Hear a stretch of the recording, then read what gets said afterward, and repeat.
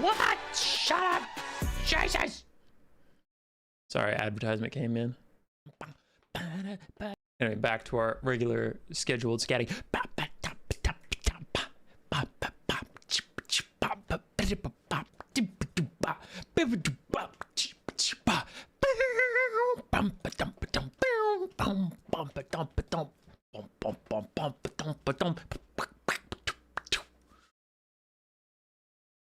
Was that fun?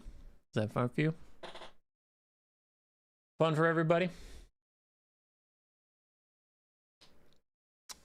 All right, let's check the analytics for the stream today. 0 views, 0 viewers. That's exciting. That's so cool. That's so cool that we have 0 viewers for this. That's so awesome. That I went out of my way to do a stream today, and nobody's gonna fucking watch. That's fine.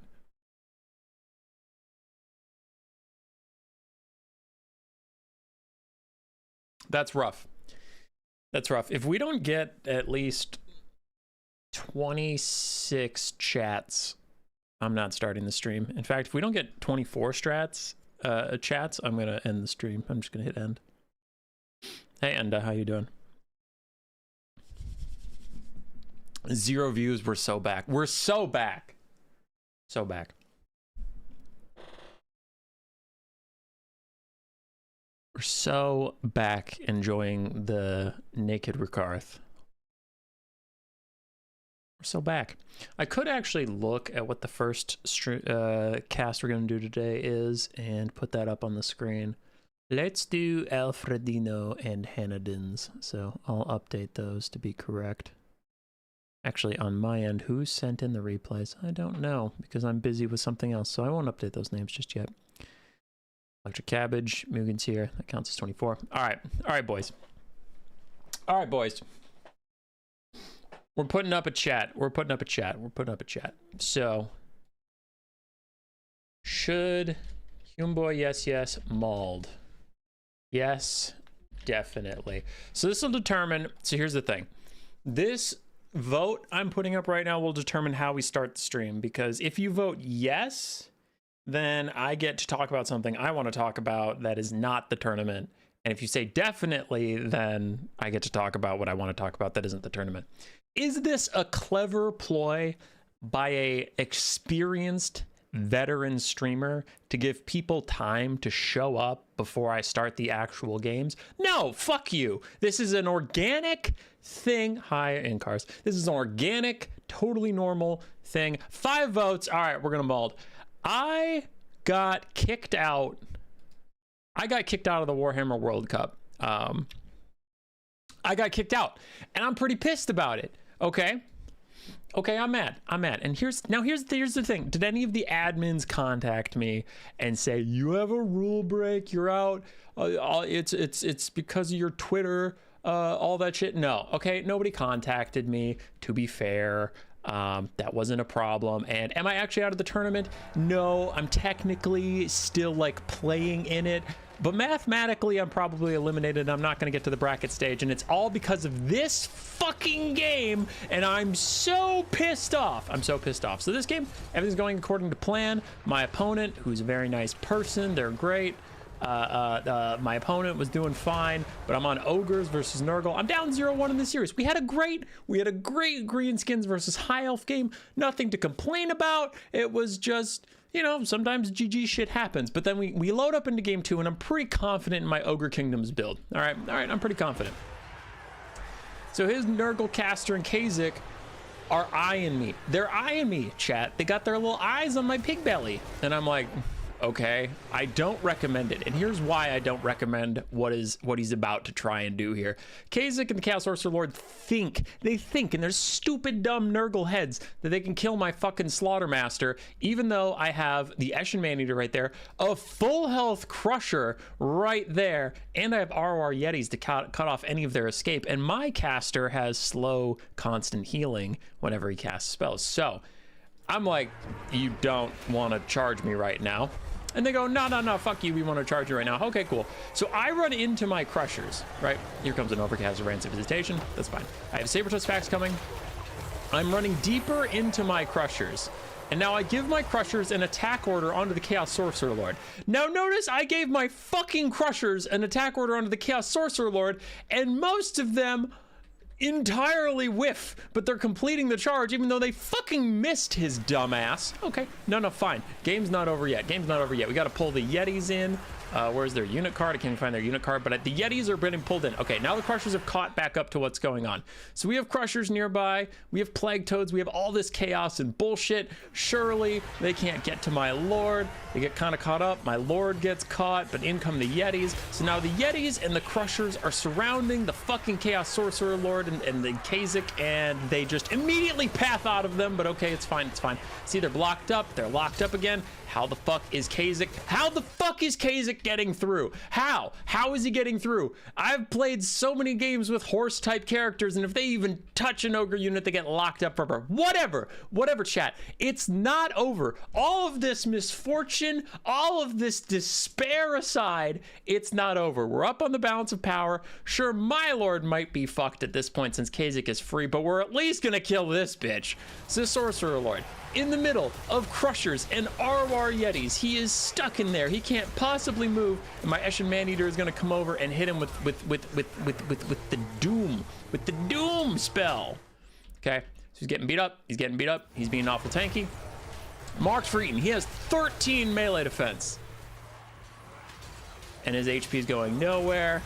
And his HP is going nowhere. And he just dodged 6 swings in a row from these units when he has 13 melee defense. Now he starts to take a little bit more damage, but again, he stops taking damage. How is he dodging so many attacks with 13 fucking melee defense? How are you people missing this often? And then the terror is gonna rout him away, and he's just gonna walk out of there, and I guess we fucking lose because 13 melee defense is too much. It's too much. He can't possibly hit him when we have 36 melee attack and 34 melee attack versus a fucking Nurgle caster. No, he could be surrounded by Arwar Yetis, Crushers, and an Eshin Maneater and get the fuck out of there. But my fucking Slaughtermaster gets tapped by Kha'Zix and he's got to route off the goddamn map.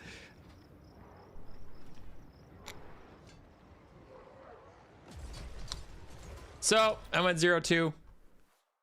And how the groups work, that probably means even if I win all the remaining games, I'll end up 4-2, and I don't think that'll get me out of my group. So I'm probably knocked out, which makes me so sad. But this game was bullshit, man. How did they thread? So it was so many things in a row. How did they thread through all of that mass and hit my guy, but I couldn't when most of it was my mass? How did the Crushers whiff that charge so fucking bad when they had attack orders onto the Nurgle Lord? They just went right, most of them went right past him. How did Kha'Zix slip out of that full surround? And then, after he slipped out of that full surround, how did the Nurgle caster sit in a full surround of Crushers and Yetis while debuffed for so long and not die? And he wasn't even healing. Like, okay, he had the crown, but whatever. Like, it's not like, oh, Human Boy, he had fecundity and fleshy abundance. You just couldn't get through all the healing. It's like, no, they were just fucking missing when he was debuffed down to 13 melee defense. It was insane. All those things had to go wrong, and they all did. I'm so pissed. I'm so pissed. Jeremy, don't accuse me of anything. Anyway, I digress. Am I pissed I lost that game? Yes. Am I pissed that I went 0-2? Yes. Was that really worth bringing up at the start of a stream?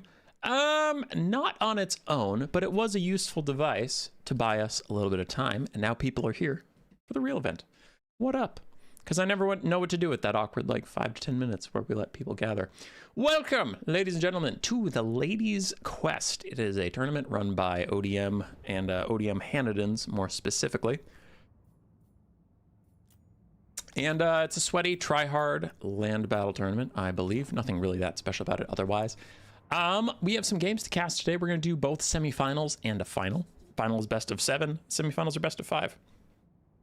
That's really it. No gimmicks, no silliness, just good old-fashioned games. So first up is going to be Hanadins versus Alfredino in a semifinal. And I've now learned that Hanadins is on the left side, so I can figure out where to put the names. ODM Alfredino. So the top 4 we're going to be casting today with a little asterisk is going to be the green one, Ash, Hanadins, and Alfredino. We'll get to the asterisk later.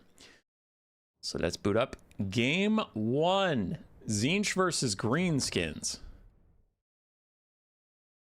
All right. Thank you for the stream, kind sir. Hell yeah.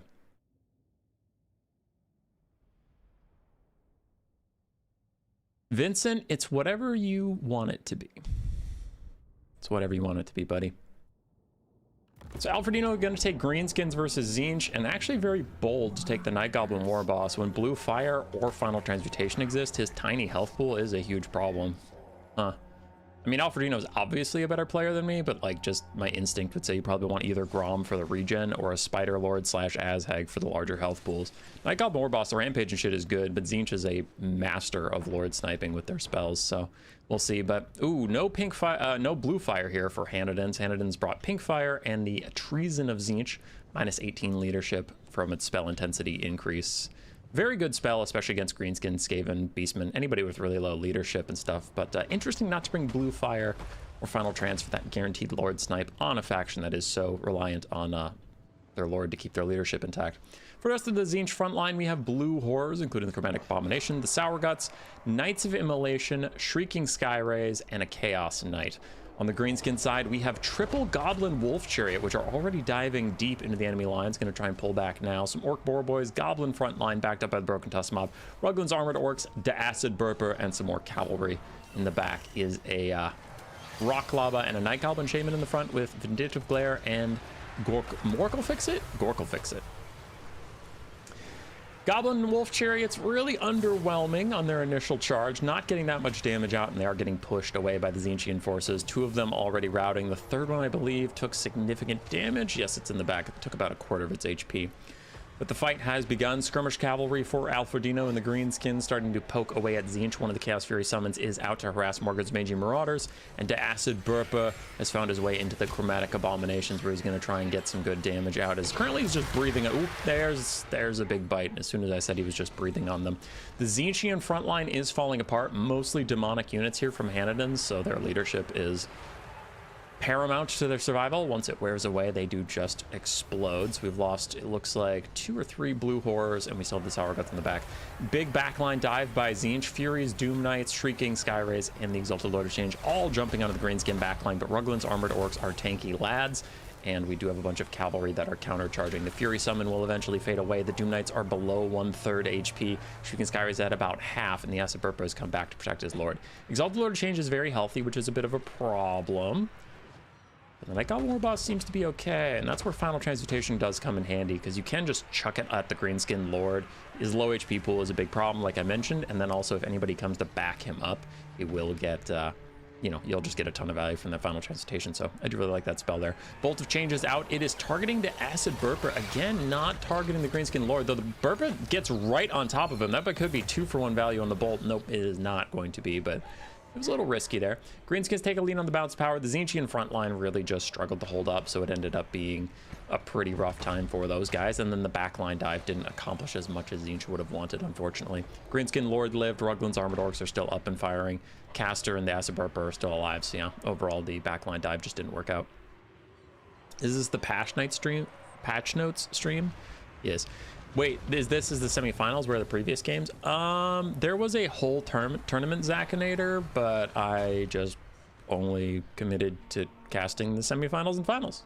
It was a pretty big, very long tournament that, you know, existed, but it's just not a portion I felt like streaming. I'm sure there were some good games, but I don't know, man. I don't know. I just streamed this. Also, the tournament did take place over a while, so I think it took place over multiple patches, which makes it easier to cast semifinals and finals because they're all in the same patch. Is this the Patch Notes stream? I think I mentioned that, but yes, Yes, this is the Patch Note stream. Hanadins throws in the towel after he realizes there's no path to victory. The Acerberpa did very well. Goblin Wolf Chariots did not get much done. Boar Boys did pretty fine. And that's GG. I'm sad I didn't know about a land battle tournament. Yeah, it was hosted on the ODM Discord. I was not a part of... I didn't play in this. I didn't help organize it. I didn't do any of that. They just asked me if I wanted to cast it, and I said, sure, I will cast the semifinals and finals. 1 point to Alfredino.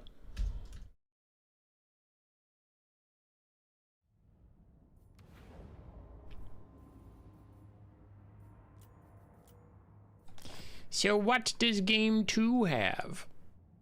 More Tzeentch units! So Hanadin's just opting to play Tzeentch again, and Alfredino's like, fine. I don't want to beat you on greenskins again, so I guess I'll play Lizardmen. But human, but that's not Tzeentch, that's Demons of Chaos. Whatever, nerd. I see a bunch of Tzeentch units. Looks all Tzeentchy to me. So for Demons of Chaos, game 2, we have Triple Seeker, a Fiend or two, some blue and pink horrors, including the Sour Guts, and then double Skull Cannon and Zvarik with now pink and blue fire versus the Lizardmen. Best of 3, best of 5, and finals is best of 7. For the Lizardmen side of Alfredino, we have Skink Skirmishers, Skink Cohorts of Javelins, a bunch of Cold One Riders.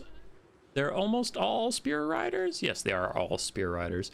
And then, is that triple Salamander Hunting Pack in the background, and ooh, no, quadruple. I thought one of those ammo indicators was for a Rev Crystal, but no, there are 4 Salamander Hunting Packs and a Light Slan. Whoa! Okay, I keep getting thrown for loops, because that looks like the picture for the Life Slan, the green toad. All right, he took Shems and Net. Interesting. I like it. I like it. That's pretty smart. Alfredino trying to net Segos, you son of a... Okay, whatever. Segos is here. I'm mad at him, but we'll get to that later. What were we talking about? Oh, yeah. So Salamander Hunting Packs are one of the biggest criticisms I have for them as a unit is their lack of armor-piercing missile damage overall, so that just makes it difficult for them to find good use cases. But against factions with low armor like Norska or Demons, they can be pretty good, especially when paired up with a Light Slan who can net things down. How is it possible Hummus is more and more handsome? Dude, I just got a haircut today, and my hairline is not doing great. All right. My cheekbones, killing it. My thighs, cracking. All right. I am a handsome gentleman. I agree with Segos 100%, but my hairline is rapidly falling back. My hairline is a Skaven's, it's a Skaven slave frontline, all right? It is in full retreat. Whoa, Jeremy, deleting compliments about me. Whoa. That's fucked up. That's fucked up. Anyway, frontline fights are engaged. Blue and pink horrors trying to hurt the salamanders, but for all the pretty fireworks display that was there, actually most of those shots missed as the salamanders are falling back. Look how many of those missiles are missing. Alfredino with the sick jukes, but also blue horrors with the slightly less than stellar accuracy. Anyway, frontline shotgun fire onto Skink Skirmishers. Pretty easy value there for them. But now the main fight is here.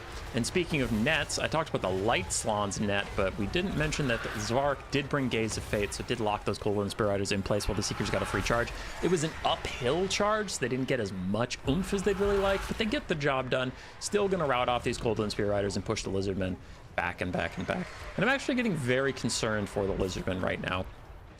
The Cold One Spear Riders are getting massacred. Hanadin is getting way better mobility fights. And then if you get to a late game where the salamanders are left all alone, I mean, a Triple Seeker and a Fiend are just going to run them down super easily. One of the Seekers is going to die here, but the point remains. The Hell Cannons, not too much kiting they were able to do, but now they're just going to be in melee with random skinks healing up, being chariots, getting some ammo back, so it's okay. But largely, yeah, it's going to be about the Seekers and the Fiends finishing off this last cold one and then really running down these Salamander hunting packs, getting good value there. So now all hands on deck for Lizardman. It is just get all your value out you can right now before your last defenders die. The Light Slann is getting in position to throw down a net to save some of his Salamanders if he wants to, but they are on limited time. This is kind of a tower defense game at this point where you know the bad guys are coming, you can't really escape them. It's just about, do you have the DPS to kill them before they kill you? Yes, no, kind of thing. One of the Hell Cannons, Skull Cannons, does get into the Salamander hunting packs, trying to disrupt them while the Fiends do their deadly work on another one that they caught. Pink Fire comes through as all these deadly dart skinks are trying to chuck and throw at the Fiends, who are actually getting very low. It's taking them a while to kill those Salamanders, and all the while, we see little pokey poke darts picking them off, threatening to send them back to the demonic Shadow Realm from whence they came. So for Alfredino, he has gotten rid of most of the Seekers, which is huge. That's a very, very big win for him, meaning those Salamanders are harder to run down. Zvarek is taking part. He's going to help out chase those guys, so that's going to be okay. But yeah, the last of the Seekers is fading. The Fiend is now demonic instability crumbling. So both sides have lost all of their melee cavalry. In comes a Bolt of Change, gets good damage on its Salamander hunting packs. But what is really left for each side? Balance of power is 50-50, and I do tend to agree. We have the Blue Horror and the Sour Guts, who are both very healthy. Decent amount of ammunition on both. Zvarek is, of course, very, very healthy.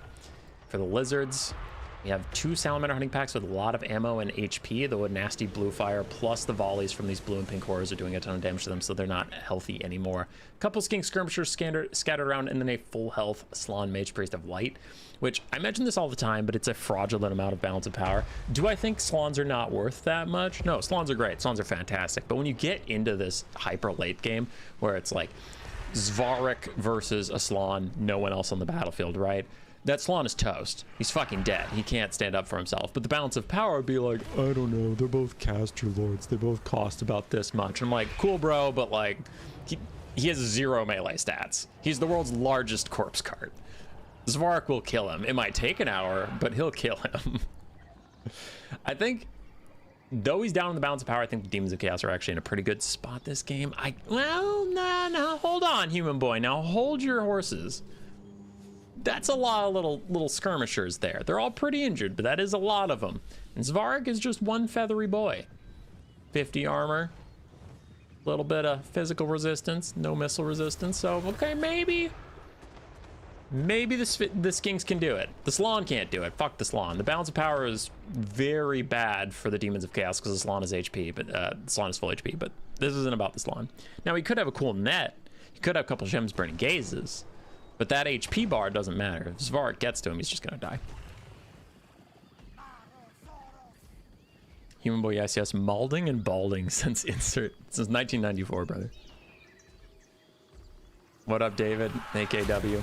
There goes a Shem's nice poke onto Zvarek. The balance of power is the Demons of Chaos' worst enemy at this point because he has Winds of Magic, he has barrier regen, he has all these things. He has the tools to win this game, but the problem is if he takes enough damage, the game's just going to end on him. And also, if he's the last thing left, flying, debuff, and all that crap. He's trying to land in now. Again, there goes all those darts, and he is going to throw in the towel. Yeah, he just didn't have the time to blue fire kite from that point. If he wasn't taking any debuffs or being the last thing left and flying and all that jazz and whatever, if he could have just backed off and blue fired, could have been okay, but there's too many dart skinks. Too many dart skinks and not enough time. And it's land battles, so he had to be attacking somewhere, and just blue fire kiting doesn't count as attacking, so he did have to dive in. Rip in pepperonis. Alfredino 2-0 start to a best of 5. Hanadins will have to reverse sweep to turn this around.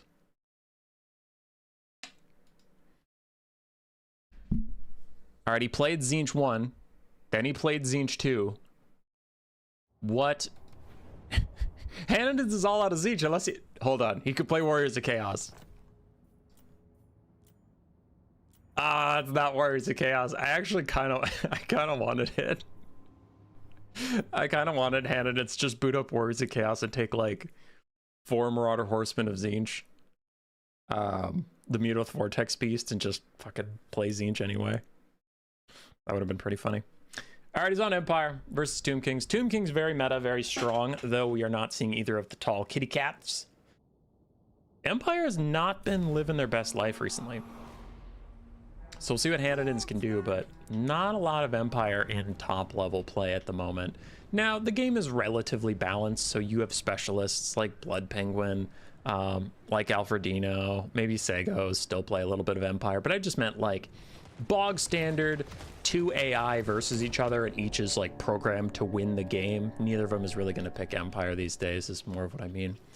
So what do we got here? Outriders, Empire Knights, triple regular Demigryph Knight, and the Royal Altdorf Gryphite, a front line of Spearmen, a Jade Wizard with Regrowth and Earthblood, and Karl Franz. Good God, that is a tight Empire build. 730 models. 4 Demigryph Riders. That's too many. That's crazy. All right, for the Tomb Kings, not standard either. A little more standard, but not quite what you would think. Usually these days you just kind of think of like double kitty cat running around, which against Empire might be problematic because they have such good shooting and skirmish and whatever, but I'm just saying, it's normally what you see. It's normally what you see. Instead, we get 4 skeleton horse archers, a couple skeleton horsemen here and there, 4 Ushabti great bows, including the Chosen of the Gods, a front line of skeleton warriors, High Queen Khalida with her venom staff, and then a Lich Priest of Light with Net and Shems. Empire sucks. I agree, Segos. I agree. I like Empire, but I don't think they're particularly strong right now. They're not terrible. They're not unplayable, but they're not that strong. So we have a little bit of early bantering about, but 1 Outrider cannot possibly outshoot 4 Ushabti great bows, so the onus is on the Empire to get a good engagement and win this game. The longer this takes, the better it is for the Tomb Kings in general. In general, of course, we have regrowth and all that stuff, but Ushabti great bows picking off models of Demigryphs and Empire Knights and what have you is going to be pretty bad as the game goes on. Royal Altdorf Gryphite's getting a nasty downhill charge into 2 skeleton horsemen. They are going to get decent damage out. It's not like crazy impact damage like Knights of the Brazen Throne on unbraced infantry damage, but damage is damage. Demigryph Knights chewing through the skeleton horse archers, and one big problem that I'm seeing for the Tomb Kings is they don't have a lot that can stop the Demigryph Knights in melee. It's all about Ushabti Kite and skeleton horse archer kite and nets and all that crap, but if they actually get to you like they have now, the Tomb Kings build has nothing to stop them. Literally nothing. They are unkillable demons in melee compared to what the Tomb Kings brought. First net is out. It locks down 1 Demigryph Knight, but elsewhere, I mean, we saw some of the other ones are already feasting on the back line. The Empire Knight has taken most of the damage. And I mean, it's good value, but seeing as there's 4 Demigryph Knights, I do think it's a bit of a shame that it seems most of the Ushabti fire was focused on the 1 piece of cavalry that is Garbo. Demigryph Knights getting their first regrowth. There we go. That one's taking significant damage because it's getting regrowth and it's still that low. But Franz is in the Chosen of the Gods. The other Demigryph Knights are killing the other Ushabti great bows. Things are looking pretty bad for the Tomb Kings right now. And yeah, Alfredino seems to realize it. He's going for a pick. He's just trying to grab Karl Franz, surrounds him in skeleton horse archers so he can't get back up into the sky while Khalida gets free hits on him. And if he stops and fights Khalida, then he is just going to get shot with Ushabti great bows and whatnot. Outriders are in here doing a little bit of poke damage, but really the only hope for the Tomb Kings is to snipe out Karl Franz and hope for the best. Jade Wizard is surrounded by garbage cavalry. He's going to be just fine. They're all complete garbage. Ushabti great bows are fading away, and you're going to see that balance of power move quickly in the Empire's favor, I think, as these units fully crumble away with all that precious ammunition on them. That should be a big deciding point, but Franz taking this much damage is also keeping that balance of power around 50-50. We do have an Ushabti summon at some point from the Tomb Kings. Their frontline needs to die, though. That is an interesting point. The Empire took so little frontline killing that it's actually stopping the Tomb Kings from getting much of their army passive. I don't know how far they are charged up on their free Ushabti, but it's actually probably pretty far off because most of their models aren't dead. Franz is going to get back in the sky at 1/3 HP. He has plenty of healing from his life caster, of course, available to him, but at least he will have to go get it. You know, damage is damage. When you're against a healing caster, it's not like, don't deal damage to anything in case they heal it. And you're just like, well, make him heal it. Nice Venom Staff, Anashem's Burning Gaze, trying to finish off Franz or at least rout him, but it's not going to be. Then comes a regrowth. It is undercast. Interesting, not overcast. The balance power is still 50-50, but I'm just really feeling the Empire stocks right now. I don't see what the Tomb Kings can do to peel this back line now that it's been fully compromised like this. Demigryphs are still bumping and grinding away through random carrion through Ushoptis. They're doing just fine. If they get some Earthbloods, they'll be more than okay. Franz lands back onto Khalida, but I don't know if you want this dual Franz. Okay, he has Golem Miraz up. I guess that's fine. There comes an Earthblood too. And yeah, now he's starting to get good shots, and I was just worried about how low HP he was, but it seems to be fine. Empire's pulling ahead of the Balance of Power as expected, and there's that Ushopti summon.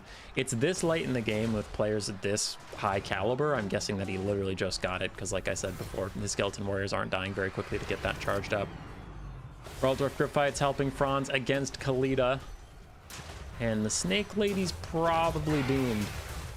As her Venom Staff just goes whipping in the wind. Balance Powers turn significantly against the Tomb Kings, and that's with a full health Ushopti summon out on the battlefield. Khalida's gonna fade away due to the Franz dive. The Lightcaster overcasts to kill himself off, and that is probably GG on game 3. Hanadin's getting one on the board. Electric Cabbage with a very funny pun that I can't repeat because of YouTube DMCA, YMCA laws.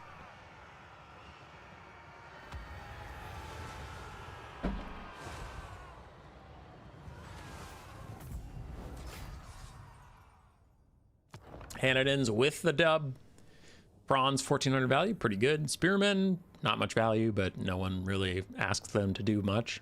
Raldorf Gryphites with almost 3000 value. The other Demigryph Knights did fine as well. My kitty cat has joined us. Hello. He says, where are the Tomb King's cats? Oh, Ed, you fool. They weren't in this game. Khalida actually did very well. Lightcaster did okay. Didn't get the nets he really wanted to find, unfortunately for him. Skeleton Horse Archers just had to become body blockers. Carrion just had to be body blockers for the Demigryph Knights. And Ushopti Great Bows overall very poor value considering what they normally get and what they needed to do in this build. Yeah. Put the blocker back up, give Hanadin's his point. It's nice to get 1 point on the board. He has to get 2 more if he's going to complete the reverse sweep. Alfredino just has to win 1 out of the next 2 games to advance to the finals. And then we get to yell at Sagos. Hanadin's playing Skaven versus Alfredino's Beastmen. This is a very cursed matchup. One of the only ways I've found how to win it is a very degenerate box where like you have clan rat spears in an octagon and then 2 warp grinders. Yep, shut up. 2 warp grinders, 2 mutant rat ogres, and then Skrulk. And then from there you can grab some gutter runners or whatever. But the main point is you just make a filthy box. Skrulk's good at clearing out blobs, clearing out their infantry. Whenever they charge in, you delay the warp grinders. Don't do them at the same time, but like when the Minotaurs or the Centaurs charge in, you just net them so they can't get out immediately and they take a ton of damage. And the 2 mutant rat ogres are to fight manticores, gorgons, jabberscythes, things like that. But that's just what I'm just saying what I do. It's worked a couple times, but overall this matchup's pretty bad. Then we're gonna yell at Sagos, because Sagos is Sagos. All right, for the Skaven build, Skaven Slave frontline, backed up by some slingers as well. Eshin Triads, gutter runners with poison, 4 rat ogres, a mutant rat ogre ROR, the Morris Guitar's Hellion, a Doom Flayer, and a Grayseer of Ruin with Dreaded 13th and Howling Warp Gale. Ooh, and Warp Lightning. The other side for the Beastmen, ROR Chimera, the Blood Shriek Chimera, a couple Centaurs, or Centaurs, a couple Centaurs with throwing axes, Chaos Warhounds, Butchers of Kalengard, frontline of Ungor Spearmen, and Malagor with Doom of Darkness and a Flock of Doom. Nice breath attack down the gutter runners. Decent damage there as Centaurs are trying to cycle charge Eshin Triads. Eshin Triads take a lot of damage on impact if they're not braced, so swapping out which Centaurs engage with them is a good way to get those charges off without taking too much return damage. Meanwhile, the Blood Shriek Chimera did get netted by Howling Warp Gale and shot by gutter runners from below, taking a lot of damage, and the frontline fight is in. And this is a big problem in this matchup. Butchers of Kalengard with their terror immediately knocking out some Skaven Slave Spears and Rat Ogres. Routing for now, but they should rally. Doesn't look like they're actually going to rout. But the Ungor Spearmen herds are here doing a good job just being around the Butchers of Kalengard, keeping them safe. Centaurs charge in to finish the job, and it looks like the Skaven should be routing on this lower area. The Scorch goes downhill, making a little cast Indicator looks strange, but was a decent cast, hitting some of those spears. Morsktar's Hellion plus the Gutter Runners doing really well on this top side fight. Doomflayers jumping in. Since they're buffed, since they became a good unit, not a total meme, that made this matchup a little easier, but the Beastmen got several buffs since then that made it harder once again. Still, the Skaven performing well for themselves. I'm a hater and a doubter, but you never know. Maybe Hanadins can pull it out, but this matchup feels cursed, and I think it's cursed, and he's going to lose, and it's cursed. You said earlier this is a patch notes game, but I don't see any new patch notes for this game. Zakinator, Sipa was fucking with me, and I was fucking with him in the chat. But yeah, CA said there would be a patch probably this week, maybe next week. And once those notes are out, I will be making a video about it, but we don't know what they are yet. Bloodshriek Chimera netted on the ground by Howling Warp Gale and attacked by Morskatar's Hellion, getting a huge amount of damage out on that monster. Algor is hovering up above. Balance of power is slightly in the Skaven's favor, though I do see a lot of those units routing, and even some Skaven slaves that have a lot of ammo left running off the battlefield. Which is Kalkengard fighting alongside Ungor Spearman Herds versus Eshin Triads. They do want to be a little careful to not overextend into that area. Balance of power is further in the Skaven's favor as they pop out a Stormvermin Halberd summon as the Bloodshriek Chimera gets pushed off. So pretty good stuff for them. I'm still nervous. I'm still concerned. As long as there are Centaurs dominating the flanks, as long as there are the Butchers of Kalkengard healing up, I will never calm down. How rude to start casting and be in the middle of this before I arrive. Sorry, Taurus. Hey, Codex. Patches tomorrow at 11 a.m. UK time with notes. Interesting. So the Bloodshriek Chimera lands in the distance, uses its perfect Predator heal. So he is just going to heal up for a little while. Meanwhile, the Skaven are just reconvening their forces around the Grayseer. Trying not to stay too separated because anybody that is out and about on their own is going to get picked off. We see dogs and Centaurs teaming up on these Rat Ogres that were just trying to come back to the fight. So the Beastmen want to take a breather. They want to heal their Bloodshriek Chimera. They want to pick off all this random stuff. They want to chase it off the map. And anybody who's not involved in the chasing is just going to take a rest and get their vigor back. Hi, Iskander, or bye. I can't tell which form of good day you wanted to use there. It could be like, good day, sir. I'm leaving. I'm done with this. Skaven are all huddled together. And the Beastmen, I don't know if they're trying to find this Eshin Triad or if they're just backing off and getting their vigor back while they chase other things around. Hard to tell.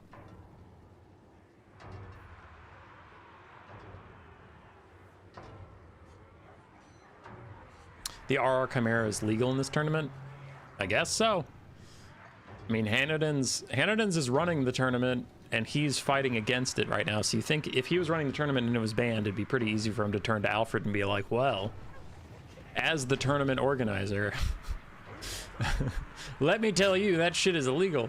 All right, this is an Ixtra Triad clone, so it's not actually doing any damage. It has 0 for all of its stats.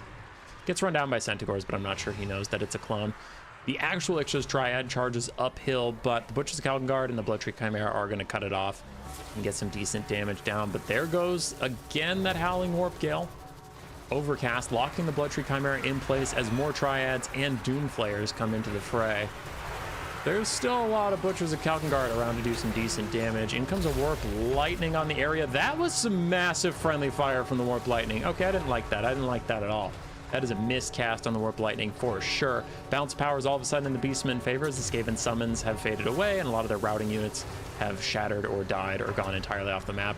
Massive Doom and Darkness Overcast takes everybody out, leaving just Morskatar's Hellion and the Grayseer of Ruin all alone, and Hanadins throws in the towel.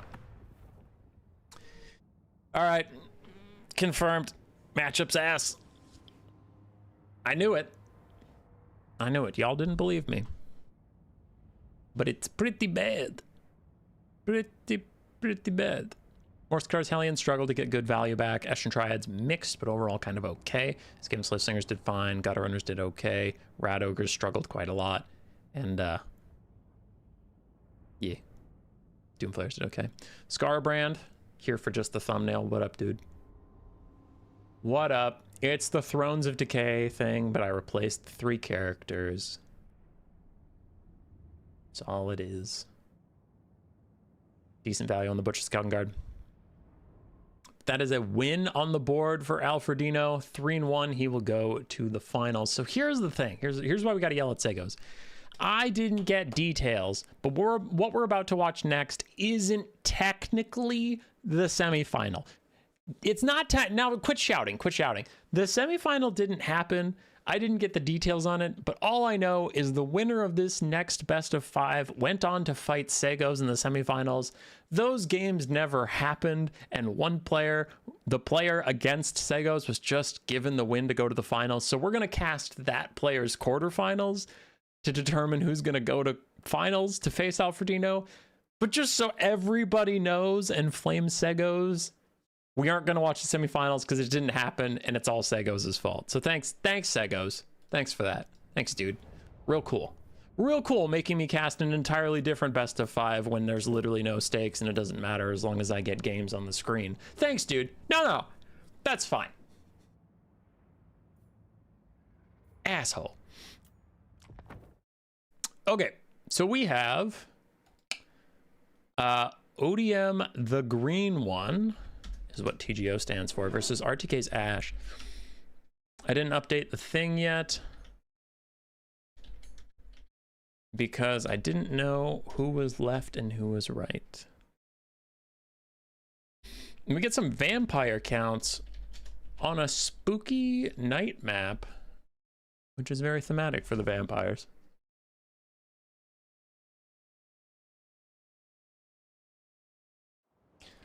Uh-oh. Segos is mad at me. Segos, I didn't mean it. I was joking. Don't hurt me. Don't hurt me. All right, for the vampire counts of the green one, we have Heinrich Kemmler with Zombie Summon and Invocation of Heck. Front line of zombies, backed up by a Vargulf, Crypt Horrors, 2 Corpse Carts, 1 with an Unholy Lodestone, 1 with Balefire, and then 2 Blood Knights, both the Lance variant, and then we have a Black Knight and the Dire pack. On the other side for Ash, my voice cracked. I'm just a little teenager. Anyway, we have for Ash the Beastmen, some Ungor Raiders, Ungor Spearman herds, a couple Slongors here and there, and then we have a Doombull, Bray Shaman of Wild with Traderkin as his only spell, then some Minotaurs with great weapons, some Centaurs of Tzeentch, and Centaurs with throwing axes. Interesting. Centaurs of Tzeentch, huh? I guess he wants the magic damage in case of ghost units, armor piercing in case of Blood Knights, and then the shield regeneration to kind of act as pseudo healing. After you take a charge, you can back off and get those shields back. So I guess it'd be clever. The thing is they've just been really overcosted for a while since they took several nerfs. So I don't know. We'll see. But I actually like it as anti-ghost tech in case of hex wraiths, because people have been taking the Chillgeists recently for their multiple slows. I think they have Frostbite and the Chilling Aura. So against someone as fast and flighty as the Beastmen, the Hex Wraiths actually could be really good here. So yeah, Centaur Tzeentch, it's clever, it's fun, it's nice. Yeah.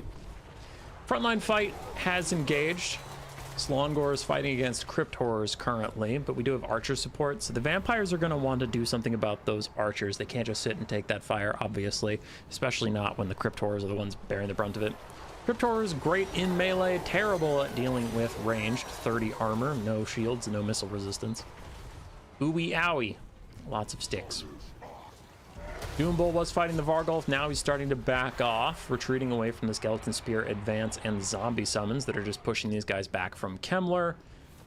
Kemmler is one of the best zombie summoners in the lore. I don't think that really manifests in-game too much online, but he's still just a cheap little caster guy. The Crypt Horrors continuing to hold it down against the front line of the Beastmen. Beastmen actually going with a surprising amount of infantry considering the matchup. Usually, I expect to just see like 4 archers, 4 centaurs with throwing axes, some minotaurs, and you kind of kite them, and if the vampires ever overextend, you hit them with a ton of mobility, but Beastmen actually trying to match them man for man. Maybe it's because of the Slongors. Slongor's a really good, cheap infantry clearing option with immune to psychology. Maybe that's what Ash was going for. One of the Slongors is routing off due to Blood Knight interference and Crypt Horrors. And where is most of the Beastmen force? It looks like it's back here. Do have a big engagement coming in. Traderkin is down onto Kemmler and all the boys. The Vargulf, oof, Blood Knight with Lance is actually taking most of the damage here from the charge, but the Varghulf is in a bit of trouble. So is Kemmler. I wonder, these other Blood Knights, are they going to go for the archers on the back line, or are they going to loop around and try and help this bad fight for the Beastmen? Really surround these guys. Centaurs is each taking a lot of damage. Blood Knights barely living with an Invocation of Heck and an Undeath Resurgence, keeping them from crumbling. And Krell is summoned as well, so that is a lot of pressure out onto the vampires. Is forcing the Krell summon, forcing a heal onto the Blood Knights, all because of this nasty engagement. But the Beastmen do need to back off now. You really don't want to fight Krell ever. Krell hits super hard. He has crazy high stats, and he's a summon, so like your damage against him is wasted. It is better to just kite him out if you can, but if you can is doing a lot of work in that sense.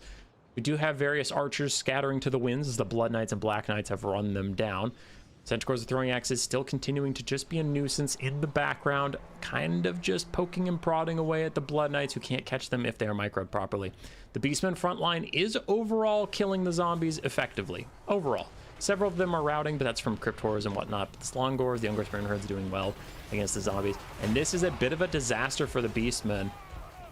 The Minotauro de la Connexion is stuck fighting Krell and Cryptors and having a hard time getting out. Looks like now he's starting to try to move, but he's lost half his HP during Krell's summon. And that's really for no gain, unfortunately. Like, any damage he's done to Krell just goes into the ether. And he's still really struggling to get out. Must be nice, Kazik, for anybody who was here at the start of the stream. Oh, hey, there's one Cryptor touching my shoulder. Oh boy, I can't move. Oh shit, unless I'm a fucking Nurgle hero, then I can just sprint through it and kill Human Boy's Lord and knock him out of the fucking tournament. Must be nice to actually not be affected by mass at all. Kazik, you fucking dick. Anyway, whatever. I'm over it. This Minotaur can barely move because Cryptors are touching him. Unlike fucking Crushers and Yetis. If you're surrounded by Crushers and Yetis, you can just walk out of that shit because it doesn't matter. Because nothing matters. But the Doom Bull's fucking stuck because one guy touched his shoulder. Oh, please, sir. Oh, please. Please donate to my Kickstarter campaign. Buy Girl Scout cookies for my daughter. You're netted in place forever, you dumb asshole. Oh, the fat Slaughtermaster's running through a pile of Crushers. Fucking take the ball and go for the touchdown, boys. We're diving through that pile up. We're getting to the end zone because nothing can fucking stop Kazik. Nothing can stop him. He can kill my lord and just win the whole fucking game. Knock me out of it. I'm not mad. All right. Shit's been happening while I've been distracted by my own failings as a person, as a man, as a father, as a husband. Heinrich Kemmler is dueling with the British Shaman Wilds and actually losing it surprisingly, but Traderkin Overcast is not enough to kill him off. This was a bit of a Hail Mary from the Beastmen trying to knock out the Lord and Caster for the Vampire Counts. Got very close to doing it, and that could be the only way to win this game from this point. Krell summon will fade away if you had killed, right, we're talking about if you had killed Krell. Kemmler, sorry. Then it's like, okay, Krell summon fades, Kemmler fades, Kemmler's zombie summons fade, and then in the late game you just have Cryptors you can kite out with your throwing axes. Corpse Carts will eventually die in melee, and there's not that many actual infantry left, but you know, that wasn't the case.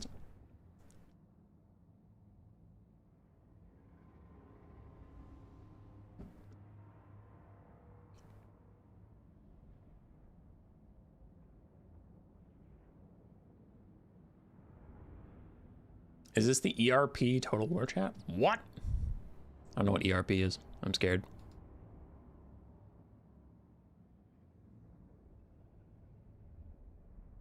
In before CA adds Girl Scouts to the game with a net ability tomorrow, because I don't know, man. You boys yelling again. I was so pissed. If you weren't there, go back to the start of the stream, the intro I did, and like fucking compare what happened to that Doom Bull to what happened in my game, and you'll understand why I'm pissed, because that interaction that the Doom Bull just had is much more normal. It's like, oh wow, I'm surrounded by mass. Wow, I can't move. And then in my game, these freaking, if you weren't there, these Nurgle heroes, I thought I was baiting them into a trap because they dove my Ogre Lord deep in my own line, so I had Crushers and Yetis, and I was like, oh, sick. This guy just inted. He overextended. Surround his Lord and Hero with Crushers. And they were like, nope. Wiggled through the Crushers, killed my Lord, and got out scot-free. It was fucked up. I hated it. Anyway.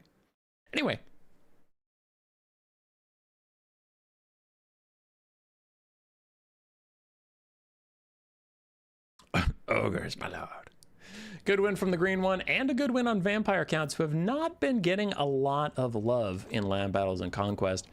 Again, I mentioned before, we're in a relatively good balance spot right now, so any faction can win when piloted well versus another faction that it's not directly countered by, yada yada, so on and so forth. But just saying, you don't see vampire counts crushing it in matchups at the top of the brackets. You don't see a lot of that stuff. You see a lot of dark elves, beastmen, some greenskins have been popping up, things like that. So it is interesting to see vampire counts get a win, and it's not a cheese win either. It was a pretty good build. It was executed well, and it's good to see. Why is Rakarth naked? Why aren't you? Why aren't we all? Clothes are a construct of the elite to make you ashamed of who you are. Think about that, punk. For game 2 between these two players, we have Grand Cathay versus the Tomb Kings. For Grand Cathay, we have a heavy Daka build. Heavy Daka. Missile Mirror and Ancestral Warrior summons, plus Cloak of Jet from the Yin caster, then 2 cannons of Cathay, a Jade Lion, Zaytang the Watcher, then a front line of Jade Warriors and Peasant Long Spears, some Peasant Horsemen, and Empress Croman as well. Neo side for the Tomb Kings, Skeleton Horsemen, Arkan the Black with Fate of Buna and Spirit Leech, some melee Ushabti Skeleton Warriors, 2 Scream Skull Catapults, a Sepulchral Stalker, and the Chosen of the Gods. So the Chosen of the Gods are currently getting murdered, and they even get hit with a Missile Mirror for ultimate disrespect, so they can't even get a volley off while they get finished by Zaytang and the boys. Now, that is brutal to lose the Chosen this early on, but I will say this Grand Cathay line is pretty thin. That's a lot of units, but most of them are hot garbage, though Ash might be overextending. Ushabti not waiting for their skeleton buffers to show up. They are just diving in on their own. They can do decent damage versus the Jade Warriors for sure, but I just worry about them getting attritioned without any support, because you're going to need them, armor-piercing anti-infantry, to get through all these Jade Warriors eventually. Empress Croman get hit with the Fate of Buna, almost demonic instability crumble away, but not quite yet, and Zaytang and the cannons have now turned onto the Scream Skull catapults. 1 catapult is down in its entirety. I mean, it's just a crew, so yeah, it's pretty worthless. The other one is soon to go. Arkan is trying to bother the Yin caster, but she's just gonna drop an Ancestral Warrior summon and get out of here. Though if Arkan is microed correctly, that's actually a pretty big win for the Tomb Kings, because that could be a wasted summon. If, yeah, Arkan and the Ushabti, you're just going to run away from it. So that's a bunch of Winds of Magic and 1 of your 2 summons down the drain. Sepulchral Stalkers have gotten in range to harass the Jade Lion, and throws out his little Jade Dragon breath down the side here. But this is more of what I was worried about. So Grand Cathay is doing really well in the early game. All the shooting, all that stuff, fantastic, awesome, great. Nothing bad could possibly happen. Oh shit, the melee started. And that's where it's going to get really bad. Grand Cathay just has so many range units to defend and such a pitiful front line to do it. And then your mass is Peasant Horsemen. It's not even Jade Lancers, so that is pretty rough. Is Grand Cathay out of this game? No, but I do think the Tomb Kings are about to make this a lot closer than the balance of power indicates.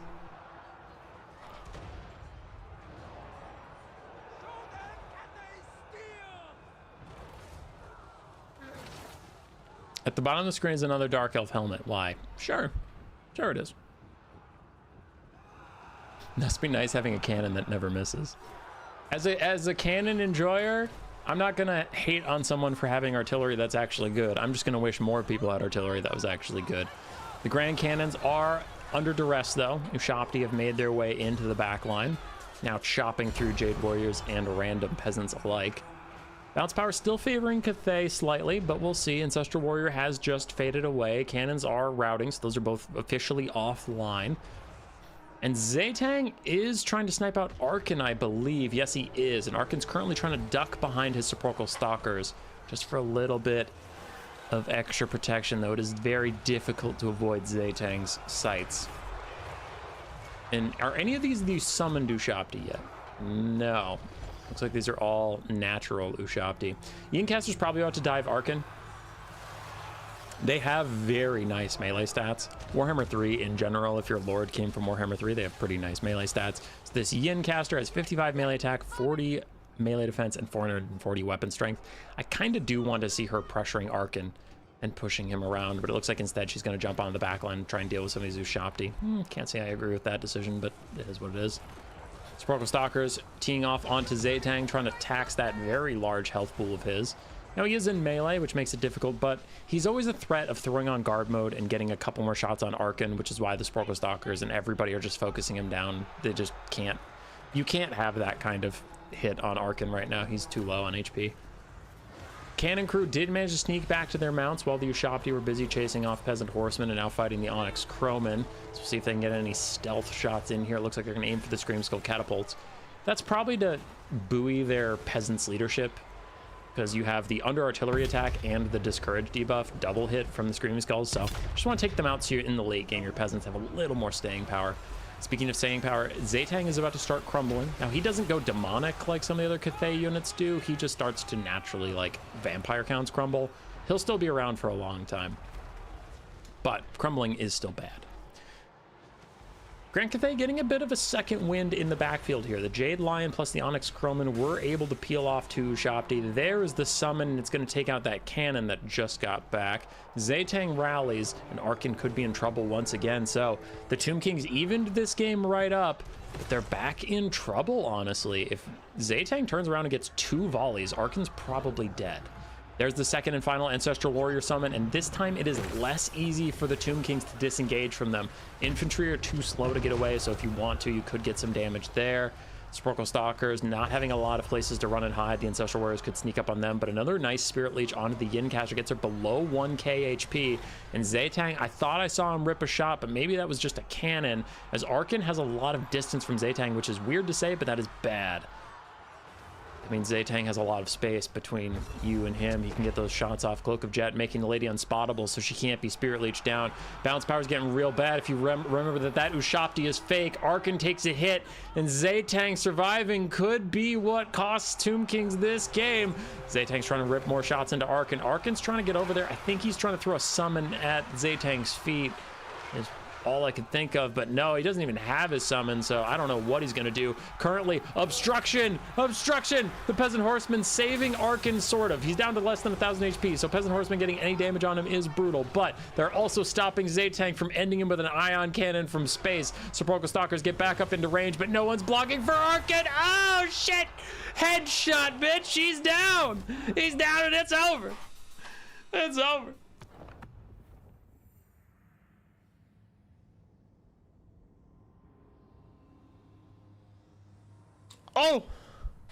Oh, it's tragic. Oh, it's dead. Zaytang with an impressive 1900 value. Yincaster really didn't get that much, but their summons don't count towards their value, and also both summons were pretty effectively dodged, so understandable.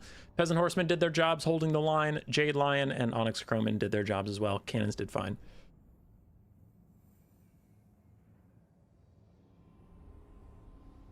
Oh!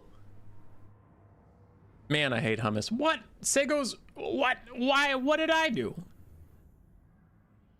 Why am I being, whoa. All right, Tomb Kings, rough start, great mid game, rough late game, ended up falling apart. Catapults and Ushabti Great Bows got sniped out, but the melee Ushabti's got really good value. Sporkle Stalkers did well. And that is 2-0. For the green one. It's best of 5. Everybody calm down. Ash could reverse sweep. You never know.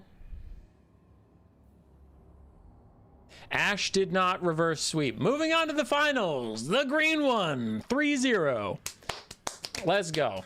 It's over. Yep. That's it.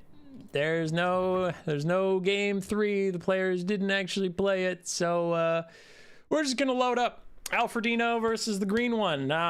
That's what we're doing. I don't know why the screen says Ash is picking Grease's fucking gold tooth. You're down 0-2, son. You're down 0-2. You can't just lock Grease's gold tooth and lose in peace. That's messed up. That messes with competitive integrity. All right. Thunder Tusk Haven't seen you for a while, not since you got some nerfs. But it is a really good melee monster. It is a good artillery piece. It's good at clearing out infantry, so it's good at everything. Is very expensive these days and does require a little bit of babysitting in the healing department. But versus Britannia, who famously have issues killing big monsters, it's a good pick. It's a good pick. Ogre Bulls with Iron Fists, 2 Golgi Man-Eaters, front line of Piggyback Riders and Noblars, and then we have a Butcher the Great Maul with his heal, and Greasus, mother flippin' Goldtooth, Cash Cascade, everyone has their price, Stand Your Ground, and Scepter of Titans, and Horde Master, and Over Tyrant's Crowd. Cheers! Hummus bring back the 1930s newscaster. You know, I was actually just thinking about that the other day, Kyle. That was pretty funny. A lot of people didn't think it was funny, but I did. On the other side, we have Pegasus Knights, Knights in the Realm, Alberic de Bordelot, backed up by Henry Le Massif, a Damsel of Life with Regrowth and Earthblood, a whole bunch of spears and men-at-arms polearms, and then some fire arrows to diminish the healing of the ogres. But without Grail Knights, this might lack a little oomph. Yeah, we just have Pegasus Knights and Knights in the Realm, which lack significant armor piercing. They have good anti-large, but lack significant armor piercing. That can be a gambit that Bretonnia does in this matchup, because they're maybe thinking of the Man-Eater Great Weapons versus Grail Knights matchup, and then it's like, well, you don't need the armor piercing versus them, so you could go Pegasus Knights, Knights of the Realm, and kind of juke them out. But if they don't bring Man-Eaters, then Golgi's Man-Eaters have decent armor. The Thunder Tusk has really good armor too, so now you're just kind of down a bunch of armor piercing. In comes a Trident of Manon onto the Noblars. Gets their leadership nice and low, but they are held up by Horde Master and the Over Tyrant's Crown, giving them immune to psychology and bonus leadership. And Cash Cascade also going to give them bonus leadership and more melee attack. And the Grail League gets rampaged in by everybody as their price. Pegasus Knights, though, that's the real target. Very nice. Now, I meme on Greasus and all that shit. It's because I think he's a bad character and I think he's bad. But what he does do is he brings a rampage, so Britannia can't do their normal thing of charging in and running away and healing and then charging in. You just rampage those squishy Pegasus Knights, keep them in melee, and grind them down. But the grinding could be on the other foot, however, as Noblars are starting to rout. Despite all the buffs Greasus is giving them, they are starting to rout. So it's just the Thunder Tusk and the 2 heroes for the ogres here in this little pile up. And the Grail League's going to keep Britannia in it. Meanwhile, over here, Golgi's Man-Eaters may be in a bit of trouble. Meat Feast healing one of them up, but the other ones are on their own, and the Britannians have a really good surround while we have some poison arrows coming in, debuffing the stats of those Man-Eaters. The Thunder Tusk is charging over, but once again, we're seeing just not having Grail Knights is tough in this matchup. Knights of the Realm, Pegasus Knights, all the bonus first large in the world can't get through armor if the ogres decided to bring it, and they did. Kyle, gifting memberships and being a member, we appreciate you. We appreciate you, brother, and thanks for the support over the years. Anyway, Alberic and Henry trying to snipe out Greasus. Greasus gonna try and fight back. His model is a little janky, and sometimes he can't exactly hit back very well, but he's gonna try his darndest, mind you. If he had hit either Alberic or Henry, we'd notice it on their health bars, so he has not landed a hit back on them yet. Thunder Tusk still half HP and doing fine. Ogre's down in the balance of power a little bit. How are the Man-Eaters doing? Both of them actually still very healthy, though one did get a Meat Feast, to be fair. But they are doing very well. And let's see what these Men-at-Arms polearms can do. They're going to honestly be the winners here. Everybody talks about the Knights and stuff, but if you just get in a slap fight on top of Men-at-Arms polearms, they can get some pretty insane value if they're given time. Though, as I say that, they haven't got any value while I've been hovering over them, so I don't know what they're doing. Looks like they're trying to attack a target they can't reach or something, but they should just be attacking literally whatever they can get their claws on. Knights of the Realm charging back in. Man-Eaters taking decent damage now from the archers, from all the spears surrounding them, from Alberic and Henry. Greasus is down to half HP. Pegasus Knights trying to chase off more Noblars. But it's an unholy blob here from the ogres. And I mean, these Man-Eaters are now immune to psychology, 10% damage resist, and a bunch more leadership. All because they're just sitting next to Greasus. And Henry and Alberic are having a really tough time just breaking this up. In comes the Troll Guts Overcast for Greasus. Get him back to full HP. Thunder Tusk getting a little low. Man-Eaters also both showing their heal caps. I'm kind of surprised that Trollguts was onto Greasus and not onto the Thunder Tusk. Greasus seems to be doing okay. Thunder Tusk is in a little bit more trouble. Britannia is up on the balance of power. Henry and Alberic have just been fighting forever. Greasus, you've been in melee for like 6 years. You do have 1,000 value, so I'll give you that, but yeah. What up, Vertical Cliff? Lead Belchers would slap here if you can keep them protected, yes. But that is difficult versus Britannia. Versus Britannia. Regrowth done onto Henry Le Massif, so both sides buffing up their single entity fighters. And for now, Britannia is just fine leaving their single entities in melee, which is risky, but I see what they're going for. They want these guys to stay in melee and keep getting healed up and of course keep fighting, yada yada and so forth, but this whole time the archers have just been firing away. And while the Man-Eaters have 80 armor and a bit of damage resistance from Greasus being nearby, I mean, still just the volume of arrows eventually gets the work done. And we can see that the Man-Eaters are running low on HP. But now the Thunder Tusk is doing what it was designed to do, rampaging through a bunch of peasants, unstoppable by anything the Britannians have. So that fire will slowly fade away, leaving the Man-Eaters to defend Greasus in peace, maybe, possibly. Hey, Bertolaus. I'm your favorite streamer? That's crazy. Also flattering. Also crazy. You're a crazy person. You're crazy, Seiko. Greasus and the Butcher still fighting. I'm going to zoom in, see if we can get a little play-by-play. All right, Greasus is swinging. Oh my God, giant cry. All right, that was so epic. I can't ever look back. That's wild. Thunder Tusk chased off all the archers, and that is a big win for the Ogre Kingdoms. Those archers were doing a ton of damage over time. One paid for itself, the other one shattered before I got to check its value, so screw me, I guess. Pegasus Knights and Knights of the Realm back into the fight. Greasus' heal cap is very close, and he's at about half HP if he gets to his heal cap. Right now he's just beneath that point. Which with the Great Maw getting a little bit more Winds of Magic, and if he can get a nasty overcast of Trollguts onto the Thunder Tusk, that could be GG. But Greasus is gonna go down soon, it seems. Now Barrick and the boys doing their best. In comes a Rampage. Everyone has their price. You can't dodge the snowball. Oh, God. That was actually a really good snowball. Takes out a peasant mob. Greasy is about to rout. His caster is about to rout. The Thunder Tusk is coming in. The fourth quarter Trollguts. It's not overcast, but it's still something. Alberic is in trouble as a big tusk slams into the back of his head, sends him routing. Oops, I zoomed in too far. I zoomed in too far. Pegasus Knights are flying away. Alberic can't quite get to the skies yet. He's trying to get around, but Thunder Tusk is back on him with its multiple slows. His speed is down to 26. He only has 150 HP. He's down to 60 HP. He is dead. The Britannians have lost their lord. We do get a heal now that he's dead. Grail Relic here, making sure nobody terror outs. We have some Pegasus Knights who are back. But just like that, the balance power is 50-50. Greasus is still here, and Alberic is not. Henry Le Massif trying to get through this. Stand your ground on the Thunder Tusk, giving a lot of melee defense. I mean, their only hope at this point is to snipe Greasus, and then the Ogre's leadership maybe falls apart, but it doesn't look to be the case. I mean, the Pegasus Knights are about to rout, Henry is about to rout, and Greasus is going nowhere fast. 1,000 HP, but he has 3,100 value. He's just too good. Greasus Goldtooth is just too good.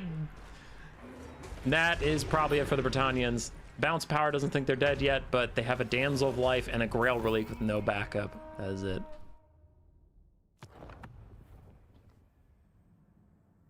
All right, Ash, hanging in there. He's alive. He's technically alive. 3,250 value for Greasy. Ogre Bulls got wrecked. Piggyback Riders did okay. Golgi's Man-Eaters both did very well, and the Thunder Tusk did very, very nicely. Alberic and Henry both got actually pretty good value for Britannian single entities, which normally don't get too much done. There we go. That's what I was looking for. That Peasant Bowman that I was trying to highlight, but then it shattered. 1,100 value from just shooting into that pile up. And then when the Thunder Tusk finally routed that thing off, all of a sudden the Ogres were doing much better. Because he has Pox arrows. So Pox arrows and fire arrows were coming in. So all the Ogres that were in that blob fight were getting constantly debuffed by damage and constantly debuffed that they couldn't get as much healing until the Thunder Tusk went and just killed them. So really good job from the Thunderdust to go deal with that. Maybe could have done it a little earlier, but I don't know. I'd have to rewatch the game and see, because he could have kept it near Greasus until all of the threats to it were dead, and then he split it off, or it was just kind of an oversight. Who knows?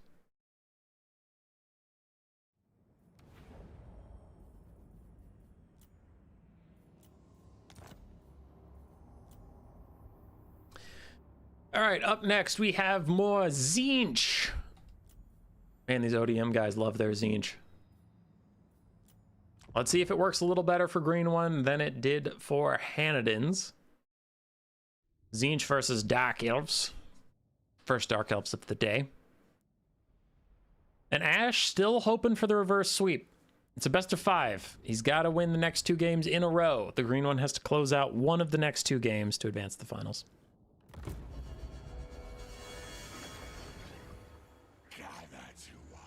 For Tzeentch and the Green One, we have 4 Marauder Horsemen, Kairos Fate Weaver with Blue Fire and Tzeentch's Firestorm, plus his net, a Burning Chariot, some Chaos Furies, Marauders, the Blazing Squealers, and the Shrieking Skyrays.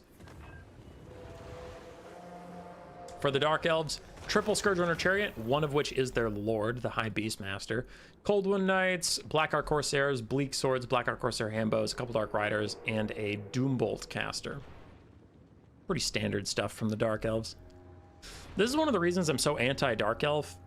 It's not like they're overpowered or anything. I just wish they had more than like 5 units that were any good and that have been any good. Dark Elves have been a top tier faction based on the same 5 units for like legitimately 3 or 4 years. Like Scourge Runner meta has been a thing since Warhammer 2.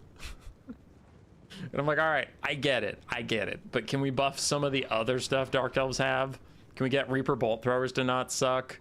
Freaking make Shades a little better. Harganeth Executioners a little better. Freaking... Honestly, what they need is a DLC that doesn't completely shaft them. Because the Dark Elf DLCs have been some of the most underwhelming crap I've seen in my entire life. They've been whatever. They get some more single entities, not many multi-entity model units. Is this the first elf today at all? Yes, now that you pointed out, yes. Yeah. I rescind my statement. I mean, Dark Elves could use buffs on some of their garbage units, sure, but Dark Elves just need a DLC that doesn't suck. CA, we hear you, and we're gonna buff Scourge Runner Chariots. Got it. Perfect, Electric Cabbage. All right. Burning Chariot of Tzeentch, doing a little bit of burning for Tzeentch, so the name's accurate. If it fits, Tzeentch tries to continue their kite. Committing their Marauders to melee while trying to get more kite damage out, a little risky, because the Marauders will not last long. In an ideal world, you wanted to skirmish much more than this before the Marauders get committed, but they're getting backed into a corner, so they did have to make a stand eventually.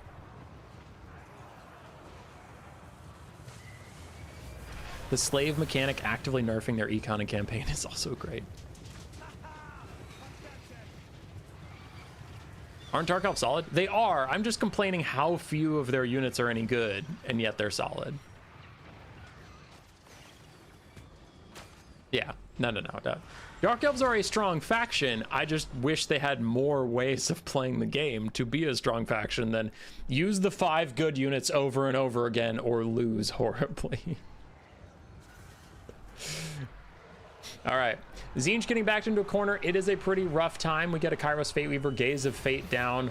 Plus, it looks like a Tzeentch's Firestorm, this one from Kairos. So he is deleting almost an entire Coldwind Knight unit on his own, which is great. But the rest of this is going really poorly for the Tzeentch kite. The Marauder Horsemen are either getting caught or being pushed back towards the white line and just having difficulty finding good value. The Burning Chariot hasn't been able to really punish too many blobs. And the Marauder front line just had to be sacrificed to the Dark Gods to buy them a little bit of time. But it wasn't like a good use of time. It was just, we have to do this, but they didn't get to choose when their front line got engaged on, which is really rough when you're kiting. When you're kiting, you want to be the one making every decision. You don't want to be forced to do things. So being forced to engage your front line is pretty brutal. And we saw it. The Marauders all just got murdered.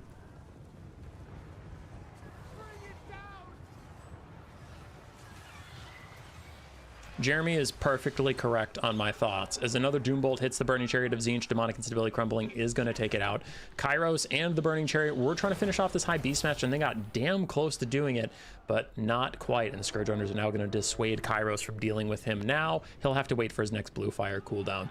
The only hope left for Tzeentch in this battle, the balance power is 50-50, but the only hope he has left is the next Blue Fire takes out the High Beast Master. Without their extra leadership, the Dark Elves, when Murderous Prowess procs off, I don't know about the like statistics, right?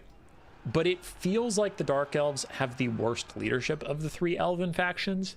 After Murderous Prowess wears off, they're actually pretty cowardly. Like Bleak Swords won't fight to the last man like High Elf Spearmen will, or Eternal Guard will.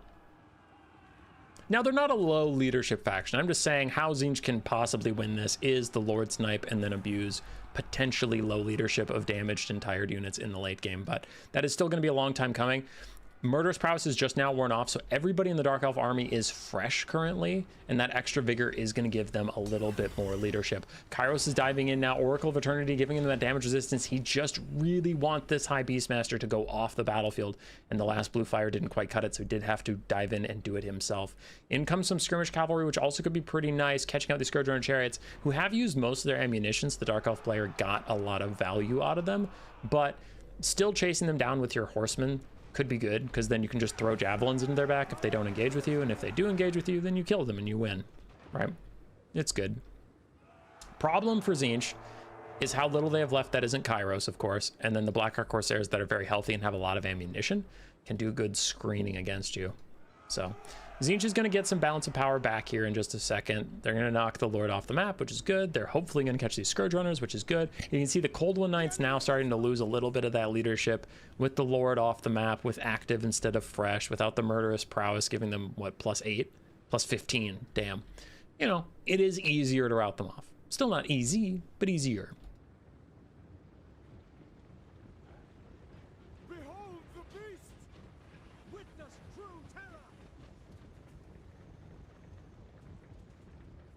Medusa and Scourge Runners is so good. Makes sense they're always picked. Yeah, they are. I like diversity. I like when lots of stuff is good. You know who's really good right now? Wood Elves. I think Wood Elves are dope. Waywatcher Kite is strong. Glade Guard spam is strong. Durthu is strong. Wild Riders are strong. Wood Elves have a lot of ways of playing the game, and they're a top tier faction right now. I don't know. I think they can be super interesting to watch. Very nice Gaze of Fate into a Firestorm of Tzeentch, takes out an entire Blackheart Corsair Handbow. And that's what Tzeentch has to do to win this game. You just gotta slow it down, you gotta kite it out, you gotta slowly pick them off. The other Blackheart Corsair Handbow, half HP, holding for now as it falls. It's gonna follow up on these Marauder Horsemen, trying to get off one more volley from those little crossbows before they get out of range.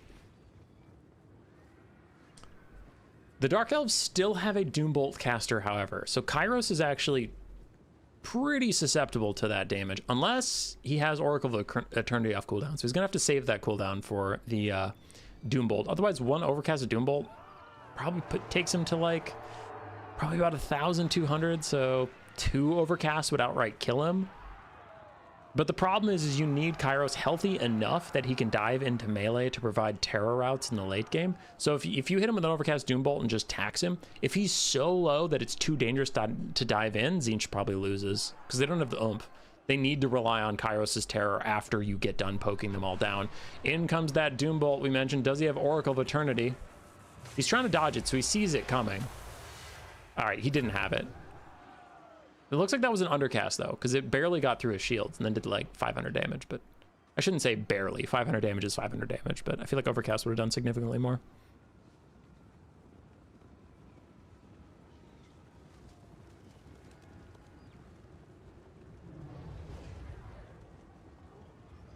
Tzeentch Skirmish Cav just killed 1/4 the other skirmish unit with their jab throw. Yeah, attacks be enjoy. How you doing? How you doing? How you doing? Another Wood Elf player popping in the chat.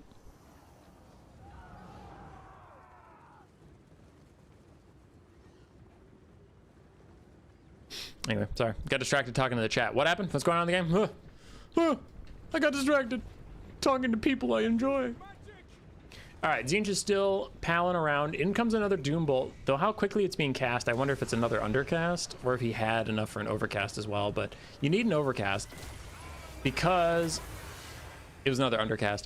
Why I'm advocating so hard for an overcast is because you know Kairos is going to get his barriers back before you can cast another one. So if you cast something that's worth, these aren't the right numbers, but if you cast something that's worth 2,000 and something that's worth 1,000 through a 500 barrier, 2,000 versus two 1,000s. The barrier is going to block 1,000 damage if you cast twice. It only blocks 500 damage if you cast once for double the value. So that's why I've been advocating so hard for an overcast, is to crush through that barrier and do damage while the barrier is down, rather than keep poking off the barrier and then getting damage. But see, this seems to be the final fight from Tzeentch. Shrieking Skyrays are engaged, so are the Marauder, the Horsemen. There we go, Marauder Horsemen. And this is what we were talking about before. Kairos has enough HP that he feels confident to dive in and provide his terror, and throws down a Tzeentch's Firestorm right on top of his own Shrieking Skyrays. I would have wanted it to be a little more up from where our perspective is. It is focused on where his units are instead of where most of their units are, but still really good damage. Amazing terror outs coming through. This is what Kairos needed, and this is why he needed that just enough HP to be confident he wouldn't die for doing this. So that was a good Tzeentch's Firestorm, but it looks like it was not enough to secure the game. Bounce power still against him, and in comes another one of those Dark Shores. I saw the overcast. This is a big shot. Can he dodge it? Because if it hits him, he's probably dead. He's just dead. That's the overcast. I told you the overcast does more damage, and you didn't believe me. You're like, oh, 500 damage here, 500 damage there. Human Boy's just an idiot. Overcast does 1,500 damage to him. Now, to be fair, he didn't have barriers up at the time, but still, damn.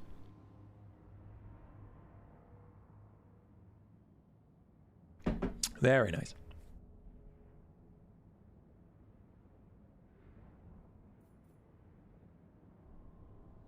$2,600 value on Kairos, but it was not enough. Blazing Squealers and Marauders all got massacred. Marauder Horsemen did pretty well. Burning Chariot did not come close to paying for itself. Shrieking Skyrays did well.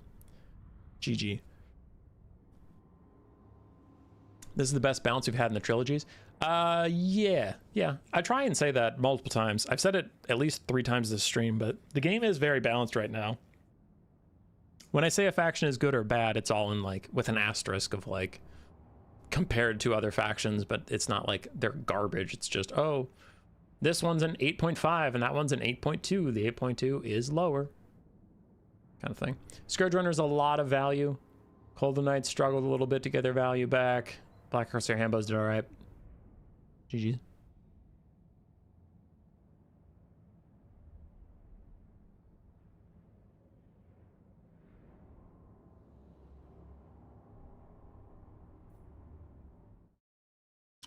Reading chat for a bit. So Ash did pull us all the way to a game 5. Tzeentch or Tzeentch type factions really struggling today. I think Demons of Chaos, well, we had Tzeentch twice and they both lost, and then we had Demons of Chaos role-playing as Tzeentch and they lost. So Tzeentchian Force is not having a good day. Excited for patch day tomorrow? Yeah, it should be fun. Isn't this the tourney that uses the community balance mod? No, Prime, that is Loopies. That is Loopies. These replays would not be working on my computer if that was the case, because I don't have the mod on.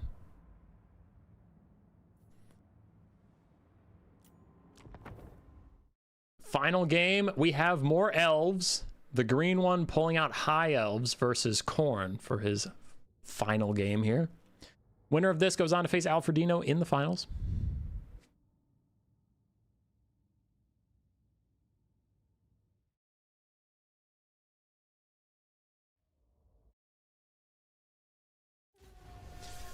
All right, what do we have? It is a very small model count Khorne build. We have Skull Reapers and Wrathmongers, including the Bloodwake Berserkers. Triple Minotaur, all with Great Weapon, and Skull Taker on foot with Revel and Slaughter as his only thing. Okay. On the other side, for the High Elves, we have Triple Lyran Reaver Archer, one of which is the Herald of the Wind. We have a Sea Helm Lord, just a basic Sea Helm Lord with his various buffs and debuffs for his own units. Stand your ground, among others. Basic Lyran Reavers, the Fireborn Dragon Prince ROR. We have a Mist Mage with Oceanid summons and then Vigor regen. Interesting. And then for the main battle lines, we have 3 Ships Company, 2 Spearmen, and a Sea Elemental. This High Elf build has very little damage. I mean, maybe I'm wrong, but it just looks It looks like it doesn't have oomph. Huh. All right, we'll see what they do for damage. High elves running through the woods right now. Their sea elemental doesn't have woodsman, does it? I don't know. I feel like it would have issues with fighting in the woods, so I don't know why they'd want that. And it does seem like they're trying to fall back through the woods, but we'll see. High elves getting a little bit of skirmishing done. Tried to charge in briefly, but the Sea Helm actually took more damage than it was worth to just kind of poke at the Marauders of Khorne for a hot second. And Khorne's just trying to find a fight. They're waddling after the High Elves. They do end up catching some spearmen. Those are going to be very dead spearmen. Wrathmongers, Skull Reapers, Minotaurs, and Skull Taker all just beating up on him. Meanwhile, in the backfield, again, the Sea Helm is going to dive in and try and get some damage down on the Skull Reapers. Looks like that's going... That time it's going okay for him. The other time he actually got punished for it. But this one's going good. He's just trying to clump him up for a good Fireborn charge. But yeah, they back off. Good, good. I was like, what are you doing? You can't just walk in. It has Strider. Why does it have Strider? It does have Strider. That's... Why does it have Strider? Whatever. Oh, stupid sea elemental unit. The Fireborn do end up taking that fight, which does not seem to be wise. There is no healing for them with this high elf build, and they did take a fight on the enemy infantry. Loon Reaver archers trying to kite it out as the sea elemental pops up. The Minotaurs of Khorne getting very low on HP. And they are going to rout soon. The Sea Helm Lord is in deep, however. Boy, Berserkers doing their jobs. Oceanid Summon is out. One of two, I believe, you can have. So we'll see how long that sticks around. Khorne a little down on the balance of power, though a Summon could be doing some extra work with that. And the Sea Helm is still on the ground as the Minotaurs show up, but it looks like for now they're ignoring him. They wanted to get some guaranteed value on the Loon Reavers, but it is not to be. Loon Reavers just going to back off, and then they'll probably swoop up and clean up the Minotaurs on their way off the map. Khorne did not bring a lot of agency. All melee and mostly infantry does make it very hard for them to pick their own engagements, so they are kind of at the mercy of the High Elves.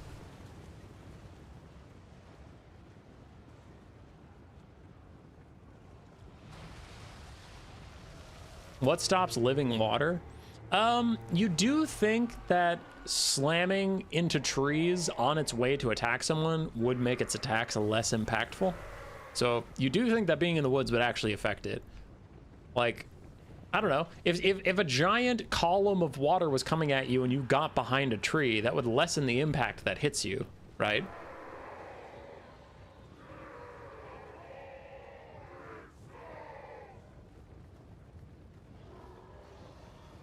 Why the magical elemental lacks magic attacks, which every other elemental has. Wait, it doesn't have magic attacks? What? Not that it needs a buff, but why doesn't it have magic attacks? That's kind of insane. That's so random. Holy shit. That's funny.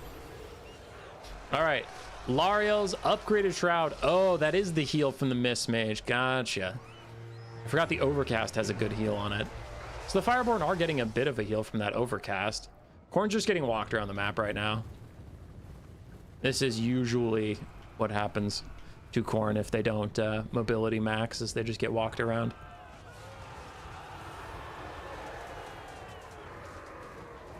High Elves charging in when they need to, skirmishing at other times. And the Spearmen just being a little cheeky. Ran in to protect their horses, and now they're running away from Skull Taker. Elemental shooting water. Plus 100 gold to Oceanids in exchange for magic attack seems fair to you. Yeah, that's fine.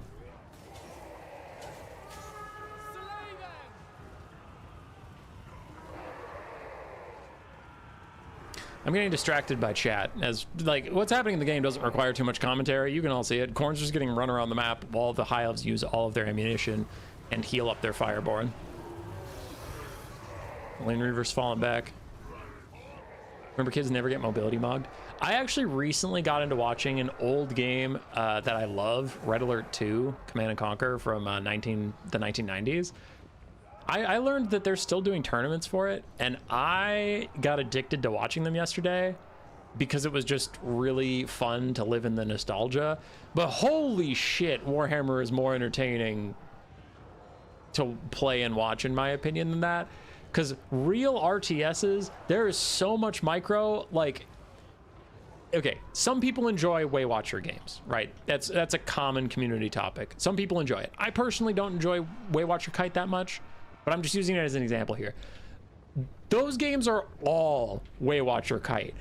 There's never a solid engagement. It's like tanks running back and forth, and as soon as you get in range of the other tanks, you try and get a volley off before you turn around and dodge their volley or whatever. It's all min-maxing, and there's never a big fight because one of the players gets a significant enough advantage in the economy and the map position that the other player just gives up. Like, it is blue balls the game.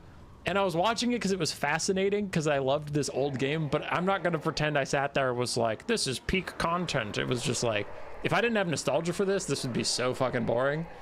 So, I don't know. Whenever I want to talk shit about Warhammer battles or anything, I do remember there are other RTSs that are less polished and people still enjoy them. And I'm like, I guess that's kind of the point. If you enjoy it, you enjoy it. And if you don't, then you don't. But that's not an argument to say StarCraft isn't like more polished in the battles or anything. I was just pointing out something that I thought was funny, because sometimes I watch enough Warhammer stuff that I get really stuck in the minutia of all the problems with it, and then I'll watch another game, I'll be like, oh, every game has its fucking problems. You've got some entertaining 2v2s coming, tournaments coming if you want to cast the replays. Depends on the timing, but I'm always down to just be invited to check it out, see what's going on. Only other RTS you enjoy are Age of Empires. All right, enough talking to chat. Stuff's actually happening. The Sea Elemental has piled in. The second Oceanid Summon is out.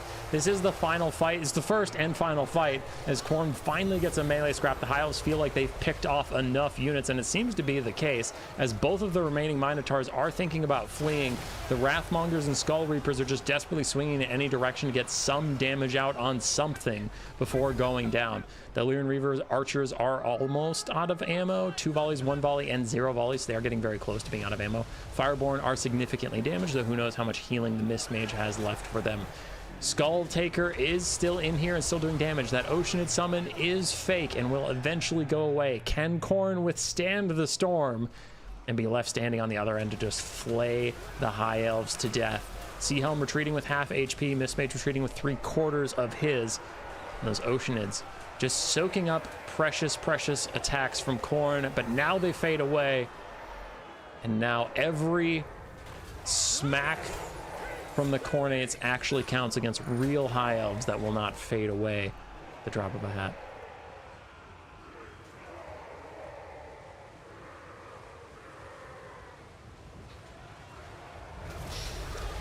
Lyran Reavers charging back in, but without significant armor piercing or like crazy mass or anything like that, they're not going to get too much done, and Khorne is very ready to receive them. The Lyran Reavers just get bogged down in the Minotaurs, and they are getting dragged to the ground. So bounce power is looking pretty bad for Khorne, and I would agree, things are pretty bad for Khorne, but you can see how much better the trades have been going since the ammo ran out. Now every time the High Elves hop in, they take a big chunk of their health bars. The problem is just how many health bars they have, and Khorne has been attrition down, so they don't have nearly as much health to trade.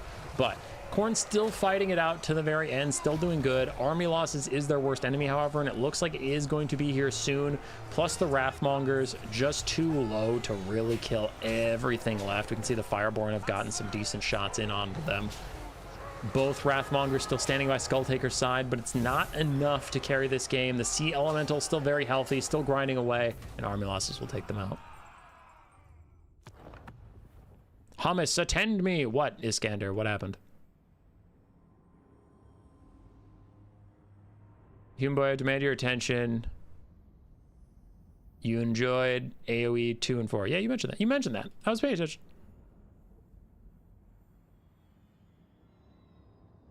You need to recap the last 10 minutes. Jeremy, you didn't miss too much. The green one effectively kited out Khorne. And afterwards, he pounced on him after he was significantly injured.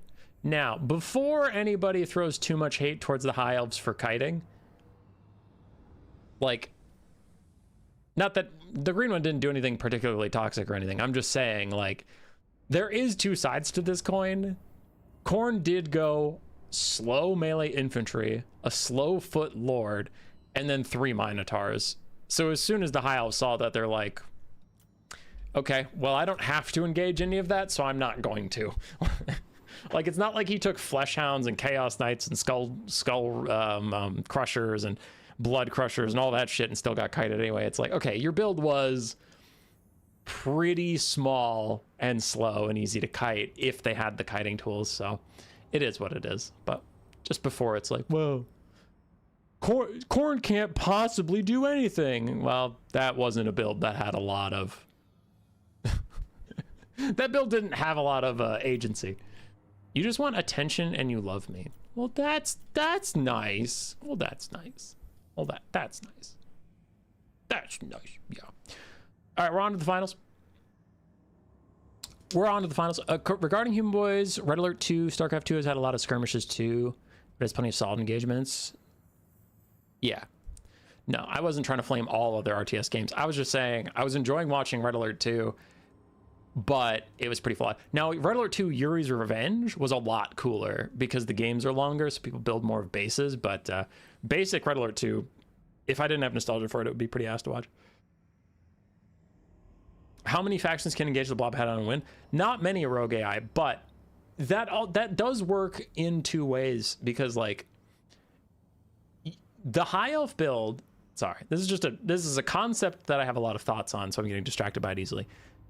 Khorne went fully into Khorne's strengths, beat their chest, and said, fight us. The High Elves said, lol, no, and ran away. So you could say, what faction can blob up versus Khorne and win? No one, currently. But that's not Khorne's only play style. So, like... Here's okay. I thought of a good analogy. So Khorne does have mobile units, but mobile units aren't as good. It's like getting in a UFC fight where you can use your hands and legs and grapples and stuff, and you're a heavyweight boxer, and you're like, I punch, and you get against a guy who's like doing jujitsu and flipping around you and kicking you and stuff, and you say, this isn't fair. I challenge you to just stand still and punch. And the other guy's like, no, I'm not going to do that. You're the best puncher I've ever seen in my entire life. I'm going to keep kicking you. Like, you know. So it is like, yes, Khorne is the best at that one style, but that's almost why you never want to do those types of builds, is because everyone knows you're the fucking best at that style. So they're not going to challenge you on the front line. They're either going to try and kite you, or they're going to try and out-mobility you, or things like that. And that's where the mind games come in, because then if Khorne goes really wide with a ton of speed, like Furies and Dogs and Flesh Hounds and Chaos Knights and stuff to catch your kite, and you didn't go kite, you went like Phoenix Guard or Moon Dragons or something, like High Elves is not a good example because they aren't really good at standing and fighting Khorne. But like my point is, you can kind of try and mind game Khorne a little bit. So yeah, that could be a case where it's like, maybe the Khorne player thought the High Elves would think that Khorne was going to go mobile, so then they would go small. And if they go small and then you went Wrathmongers, you just crush their like Phoenix Guard box and win, right? Like there's some mind games to it. I'm not going to try and pretend that Khorne is in a great space right now. They're really not. There's a lot of Khorne games that end up being kind of build roulette-y because they are a faction that's so fucking good at one thing and everything else they're pretty mediocre at. So then it's like, okay, well, what are we doing here? But just saying, it's not like there's nothing Khorne could ever do against Kite. It's just he didn't take it. All right. I haven't started the finals yet because I am chilly in my basement. I'm going to go grab sweatpants because I'm currently in shorts. So I'll be right back. I'll leave you on a little cliffhanger. But we're about to enter a best of 7 finals between the green one and Alfredino. I will be right back.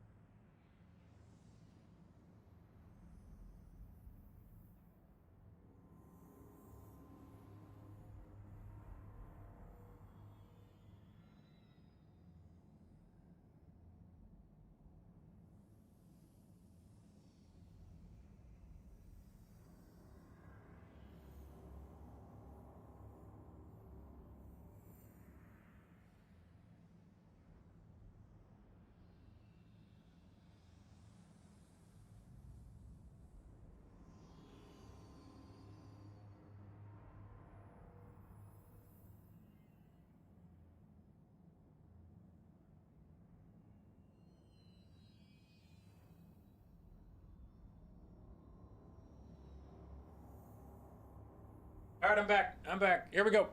It's finals time, baby.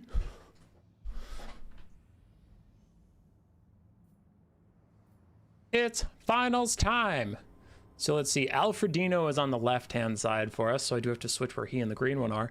And we start off with Dwarves Empire, and actually, I'm actually very curious about this because the green one is taking a build I have never seen taken versus the Dwarves. That is strange. A Luminarch versus Dwarves. I'm curious what it's for. Do you think it's good versus gyrocopters? Like, I'm just trying to figure out what he's bringing it for, because I don't think it's very good against foot heroes. And that's all the dwarves can bring, unless they bring Thoric or the Runesmith on their anvils. Both of them have pretty insane missile resistance. So yeah, I'm curious what the Luminarch is for. But we have a Templeoff Luminarch, an engineer on his steam tank, the Sunmaker Hellstorm Rocket Battery ROR, which the steam tank guy can give more ammunition to. Then we have some spearmen, 3 outriders, all with handguns, and then a life mage with Earthblood and Regrowth. Luminarch is shooting at the Lord. Did not do very much damage. See, that's what I was worried about, is it's not, Luminarchs are not very good against foot characters, not at all. For the dwarves, we have a Dragon Slayer, a basic Lord, Trollhammer Torpedoes, Quarrelers, Iron Drakes with Flamethrowers, more Quarrelers. We do have 2 Bolt Throwers, a Giant Slayer, and some Miners. Is Dowie Empire as bad for Empire as it is in Dom? No. It's just a very finicky matchup if you're going to win it as Empire. A lot of kiting and good cycle charging from Empire Knights, and maybe Great Sword Rush. That's been less good in recent years because of the Iron Drakes not being troll anymore. I don't know if you remember, man, but Iron Drakes used to be a meme unit in Warhammer 2. They were not very good. So, yeah. It's probably dwarf favored, but like, good Empire players can do it. That's the thing, is it's like, there's a buffer. A 10 out of 10 Empire player versus a 10 out of 10 Dwarf player, I think it's probably... Oh! Was that the Luminarch? Hang on. Hang on. I'm calling an instant replay. 143. I'm calling an instant replay. Everybody shut up. Okay, a 10 out of 10 Dwarf player versus a 10 out of 10 Empire player, I think the Empire wins. An 8 out of 10 Dwarf player versus an 8 out of 10 Empire player, I think the Dwarves win. And I think like a 3 out of 10 Dwarf player versus a 7 out of 10 Empire player, the Dwarves still win. Do you know what I mean? So it's a sliding scale, but it favors the Dwarves the less in skill the players are. But if both players are very, very high skill, the Empire has tools. Like, they can do it, but that's all I'm saying, is like the Empire has much more burden of execution than the Dwarves do in this matchup. Okay, so 143 is where we were, and I was busy yapping when something truly insane happened. So let's all pay attention. What the hell happened? Focus up. Focus up. So Luminarch fires. Side shot down the Iron Drakes, and it just deletes them. And it just deletes them. That's crazy. That is so much value from that one shot. That's what he brought the Luminarch for. 900 value on it from those few shots. And I think most of it was from that last shot there. Because, I mean, oh, the Lord lost a couple hundred HP. That's a ton of value. Not really. The Luminarch fires just Amber Spears. That is an insane shot from that Luminarch. That's awesome. All right. Good shit from the Empire. They've taken out one of the Iron Drakes. The Bolt Throwers are in a bit of trouble. They've been moving up to try and get in range of the Templeoff Luminarch. They're poking it and prodding it there. I wonder if he's trying to wait out the Sunmaker volleys. Like, they'll run out of ammo as it usually does, but he's maybe not factoring in the Master Engineer is giving it more ammunition. I don't know, because you would think that, like, and these players are both better than me. They're both better than me, but you would think that the Bolt Throwers want to move up in range of the Sunmaker and stop this constant barrage much more than try and shoot a Templeoff Luminarch, which can back up. It's faster than you are, and it has a Jade Wizard backing it up. So you'd think you'd want to go for the less mobile Sunmaker, but I don't know. That Luminarch has that dog in it. All right. Bolt thrower crew's thinking about routing. The other bolt thrower crew, I don't know where the actual dwarves are, but you can see there's no one manning these. So the actual dwarves are there. They're coming back to the fight now. Iron Drake's also coming back. 3 models left after the power of the sun obliterated 25 of their brethren, and that's that. Hellstorm rocket battery continuing to fire, and it is really spending all of its time shooting at these bolt throwers. I guess he doesn't feel as constrained by ammunition as it usually does, but still, man. You gotta switch up the targets eventually and target some of these other units you're gonna have to kill, because all of his damage is in the ranged. He has no great swords, nothing. And the Outriders honestly can't engage until the Quarrelers are dealt with, so you'd think the Hellstorm rocket battery would want to deal with those Quarrelers. Maybe it will eventually as the Luminarch shoots the Dragon Slayer. Grudge the sun. The sun is going down in the book. Book is book. This can be how Dwarf vs. Empire goes. I've never seen anything this crazy from the Empire. This is a very wild build, but usually you see a similar sort of thing with like a couple mortars, then some Outrider grenade launchers, maybe some Pistoliers, Empire Knights, and you try and kite them out that way. You can also see the Greatsword Rush and whatever, but generally this matchup can devolve into pretty slow kite, I guess, because the Empire just has so few. Why this happens is the Empire has no cost-effective armor-piercing cavalry to fight dwarves with. Demigryph Knights are not a smart thing to bring versus a faction with this much shooting and slayers and giant slayers and all that. So they don't have cheap armor-piercing cavalry. They don't have cheap dog units to sneak in and get the ranged units. They don't have monstrous melee infantry that can do armor-piercing. So the Empire's capacity to kill the dwarven frontline is uniquely awful in melee, which is why you normally get some range stuff again, or Greatsword Rush, because that's literally the only armor-piercing anti-infantry unit the Empire has access to. So then generally they'll tend to lean more on their ranged assets: mortars, cannons, Outriders grenade launchers, apparently a fucking Luminarch, apparently a Hellstorm rocket battery, things like that. I'm not a huge fan of just sitting back and face tanking Sunmaker shots. Yeah, not a big fan of that either. All right, at this point, the dwarves are not moving up, so I'm just going to hit the ×2 button so we can at least watch this in double speed. As the dwarves reform lines, they seem to be pretty content with just taking the damage. The Luminarch is going to shoot. Oh, I thought it was shooting at Iron Drakes. Thought I saw the thing there, but apparently not. Bolt throwers down to 2 models. Continuing to walk forward into the shots. We still have 2 restocks left for that Sunmaker. And finally, the dwarves have decided to advance. Templeoff Luminarch got lit up by a bunch of Trollhammer torpedoes. That's where all of its HP went while I was on ×2 speed. That's my bad, but we've slowed down now.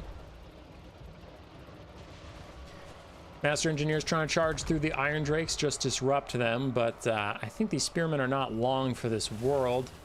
Did we need a regrowth here? That feels like a very premature regrowth. I think he's suspicious he was about to get lit up by Trollhammer torpedoes, but he's not. The Empire Knights are the target of them, so unfortunately for the Empire player, that is a bit of a wasted regrowth, as the Empire Knights get it completely obliterated by the Iron Drake crossfire. Other Iron Drakes moving up. We can see the Spearmen suffered a horrible fate. Brace yourselves, men of the Empire. You are about to be lit aflame for Sigmar. My God. Lord, have mercy on these poor boys' souls as the Empire retreats, pushing slayers with their abominations of steel. Sigmar does not favor those who turn their blades upon their allies, the dwarves. There is chaos, orcs, monstrosities, Northmen ready for us to fight. Maybe those Elgi, the monsters that they are, but you dare to fight the sons of Grugni. Our one stalwart ally in the face of chaos. It is foolishness beyond which I cannot harbor as a Sigmarite. You fools, you deserve the loss that is coming upon you for your treachery. Victor Saltzpire, 724 AE, signing off. The Empire's still gonna lose? Hell yeah. Dragon Slayer plus the Iron Drake Trollhammer torpedoes doing a ton of damage to that Master Engineer. He does get a quick regrowth, but honestly, the next Iron Drake volley will kill him probably through that regrowth. There was just a couple shots. Where are the rest of the shots? Come on now. You make me look like a fool. I know you have a lot of shots left in you. That's the full volley, but it didn't come when I thought it did, so he's gotten a lot of regrowth healing since then. Outriders kiting around as best they can, but I mean, with Quarrelers, with Iron Drakes, with Iron Drake Trollhammer torpedoes, there's a ton of counterfire, so these Outriders just can't get much done. That's probably GG. That's probably GG. That is a rough, as a caster, that's a rough 2 games in a row. High Elves uber kiting Khorne into the stratosphere, and then Empire trying to kite dwarves into the stratosphere, and you're just like, what do I say? What do I do? I don't know, because there's not much going on. Jade Wizard's gonna run away. 1 leadership is not enough. Plus torpedoes. I mean, this is doomed, right? We can all agree this is doomed. ×2 speed. Just get me out. Get me out of here. Another regrowth. It's over. Just throw in the fucking towel, brother. There it is. GG. Tell me I'm pretty. Iskander, you are pretty, and that is hopefully the only Empire Dwarf game we had to cast. Outriders there to kill gyros. Ooh, that is a good shout out. A rogue AI. That's probably what they're for. I mean, there's not going to be a ton of value from anybody. It was just ammunition going back and forth. Trollhammer torpedoes actually, ooh, 3,000 for one, 1,900 for the other, and then really not too much else anywhere. For the green one, it was a long slog. Wow, 1,500 value is all that tank got after all that. Outriders all together paid for one of themselves. Sunmaker got 2,000 value. Luminarch 1,700. Okay, it's done. It's done. It's done. Can't hurt you anymore. This is a best of 7, by the way. Finals for this tournament was a best of 7. Let me just scan ahead real quick.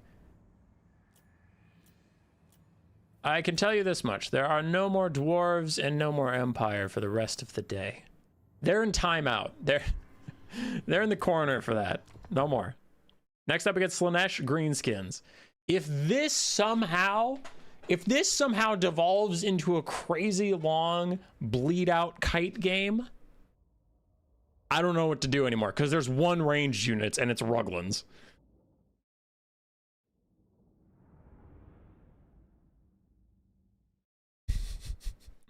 Can Ruglins armored orcs kite out all of Slaanesh?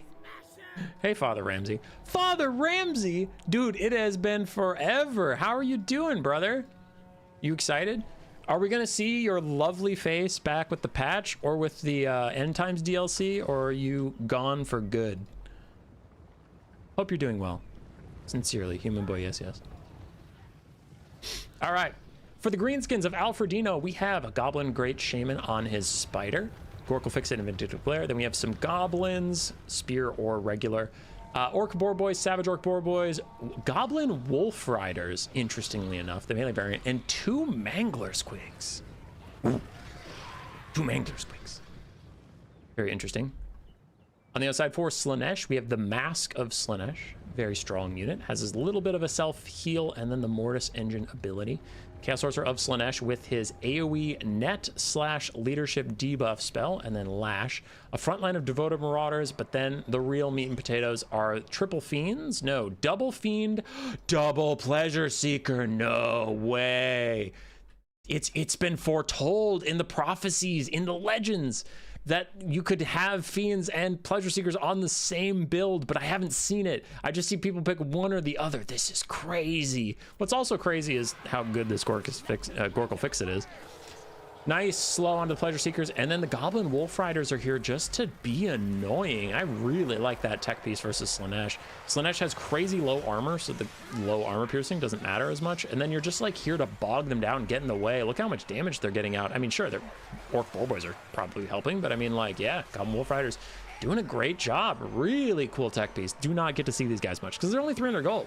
They're a clan rat. Like, who cares if they're getting routed off? Like, they honestly probably got close to paying for themselves. Yeah, 200 out of 300 value back already. Do you want to lose them? No, right? Like, losing them is still bad. This is still a really good play from the Slaanesh player. Really good block punishment. I'm just saying it's a low investment for extra mobility, so I like that a lot.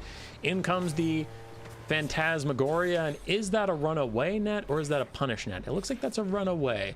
So Slaanesh going to take their win, a lot of damage onto 3 light cavalry, and then they're going to back off. But this is getting a little risky. The greenskins are all over this place, and Slaanesh is heavily outnumbered. Fiends are going to scare away the Wolf Riders, while the Pleasure Seekers absolutely massacre a Savage Orc Boar Boy. And the Mask is in the backline, if there even is a backline in this battle. It's all melee units, so whatever, but the Mask is trying to drain down some people. Been a while, shadow watching, but yeah, I'm hyped for Nagash. Funny rat. Come, let's go. We're going to see Father Ramsey. We're going to see him back tomorrow. As soon as there's a patch, he's back in. He just told me. Anyway, the Mask is busy harassing some people. Slaanesh is having a hard time finding those good decisive engagements because they brought a sniper rifle to a zombie horde. Like, they're you know, headshot. Oh, we just obliterated that entire unit. And like 70 more trash units come over the horizon and just start pummeling you with their fists. And it's like, oh God, I wish I had a machine gun. There's so many of them. The Mangler Squigs are mangling some Furies right now. The Goblin Great Shaman and his pig boys are killing off some more Furies and Fiends. I think Slaanesh is in a really bad spot right now. Balance of power is not that bad for them just yet, but the trades are not going in their favor as the greenskins throw cheap garbage after their very elite units. Awa is out trying to finish off that caster of Slaanesh. The Mask is just being left alone with Ruglin's Armored Orcs. Literally no one cares about that. We have some Savage Orc Boar Boys trying to disengage from the Fiends. Honestly, I think you might just want to take that fight with the Mangler Squigs nearby and just get some damage out. Because I think every trade you do with Slaanesh is good at this point. But running away, I worry they'll run you down and get a bunch of damage, but not to be the case. Mangler Squigs taking a ton of damage versus the Pleasure Seekers, but maybe that's why Alfredino took them. He just wants them to get in onto the Pleasure Seekers and explode. In comes a Narcissism to net them, and then Chaos Fury is going to try and get those explosions out with an already almost dead unit. It's a very good choice from the green one, not giving his expensive Pleasure Seekers to that explosion, but it might be a good play in a sea of despair. We are losing some more Chaos Furies. We're losing the other Chaos Furies as well. Goblin Wolf Riders and Mangler Squigs fighting against the Fiends. The Fiends not taking that much damage, though. The Mangler Squigs have very pitiful melee stats, honestly, without their charge bonus. So they seem to be doing just fine. What else is going on? The 2 Devoted Marauders that exist, one is half HP, the other one is just about dead. Ruglin's Armored Orcs doing their best to ignore the Mask and just fire at the Pleasure Seekers on their way up the hill. And then the Dude Snakes get here. Zoop. Goodbye, Ruglins. They're gone. So the greenskins cleaning up what they can. We still have a full health Pleasure Seeker, a half health Pleasure Seeker that's trying to heal up off of Ruglin's Terror. And then we have half health-ish Fiend.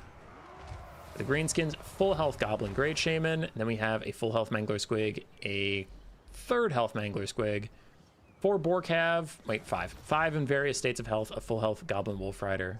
That's about it. Gotcha. Rampage hits the Savage Orc Boar Boys, forces them into Devoted Marauders, and then Pleasure Seekers with a beautiful counter charge. But I think we'll have another Gorkle Fix-It slow coming our way for these Pleasure Seekers. Yes, there it is, though it is a little slow on the draw. They did already get away. The Greenskin Cavalry are all trying to ignore the Mask and get after the Pleasure Seekers. Even slowed, the greenskins have issues catching up to these fast snakes. Don't even try it. Getting some direct damage down. Really wanting to get anything he can out of these Pleasure Seekers in this good engagement. Some goblins coming from uphill. In the background, Fiends are trying to pick off Orc Boar Boys. And other Pleasure Seekers coming in for the wraparound, but Mangler Squig's gonna block them. And Mangler Squigs are unbreakable, so the Pleasure Seekers cannot get their healing from Mangler Squigs because their leadership is never low to proc it.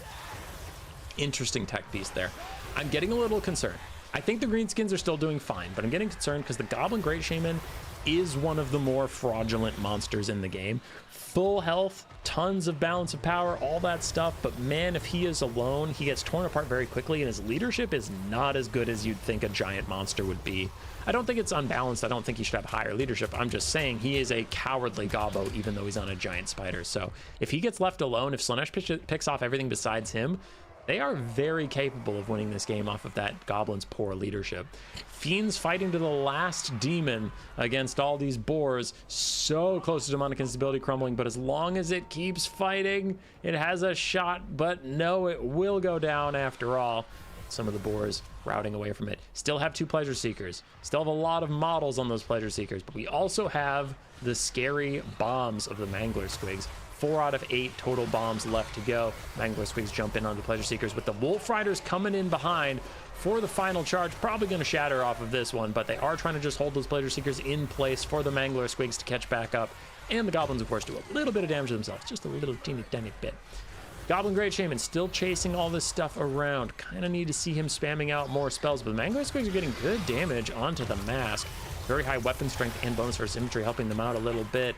Mask goes down to half HP in the blink of an eye, and now this is really tricky. The pleasure seekers want to come help out, but they don't want to stick around for those explosions, so they got to try and time it. Not able to so far. Down to 1 Mangler Squig apiece, still getting some explosions off as the Goblin Great Shaman is fighting for now. Does he have Crown of Command? He does not, so he can't make his Salvador Boar Boys unbreakable as they charge back in. Pleasure Seeker's getting very, very low. Sweet Sorrow trying to get them back up to fresh vigor, try and give them more leadership through that. The Boar Boys have shattered off. We're losing to some Devoted Marauders, but a relatively healthy Pleasure Seeker is coming back. This one is about toast. It's actually going to start Demonic Instability crumbling now, but that other Pleasure Seeker is plenty healthy. And remember what we said about the Goblin Great Shaman before. Remember what we said before you get too cocky, that the Greenskins have got this. That Goblin Great Shaman has been struggling a little bit. He got a couple good shots on the Mask of Slaanesh, but it hasn't been all sunshine and rainbows since then. The Pleasure Seekers are trying to get away, trying to reset their charge so they can get back in. The single Mangler Squig that is here is getting good damage on them, and they turn. They decide to just fight it. How much damage will that explosion do on them? They're very clumped up. He has 87 HP, and there's no way around it. They kind of do have to finish him off. The explosion is going to happen, whether you like it or not. Pleasure Seeker's trying to kite him out so they can get a rear charge on the Goblin Great Shaman. Their only hope is to help the Mask rout off that Goblin. The Mangler Squigs just keep peeling. In comes the explosion, and a little bit of damage here and there. Pleasure Seeker's diving in. They really need to get into melee with the charging bonus is the only thing keeping them from Demonic Instability crumbling, but even so, they start to crumble. Without the Pleasure Seekers, the Shaman should be able to finish the Mask, right? Probably. The Waltz of Lethargy lowering his melee attack to 36. She does have 55 melee defense. She is exhausted. In comes some more Slaanesh unit, in comes some more Greenskin units, but it really is about the Lord Duel. Army Loss is gonna take out the Mask. He did it. The Goblin Shaman hung on long enough. He did enough damage to trigger that Army Losses. Down to half HP, but he holds.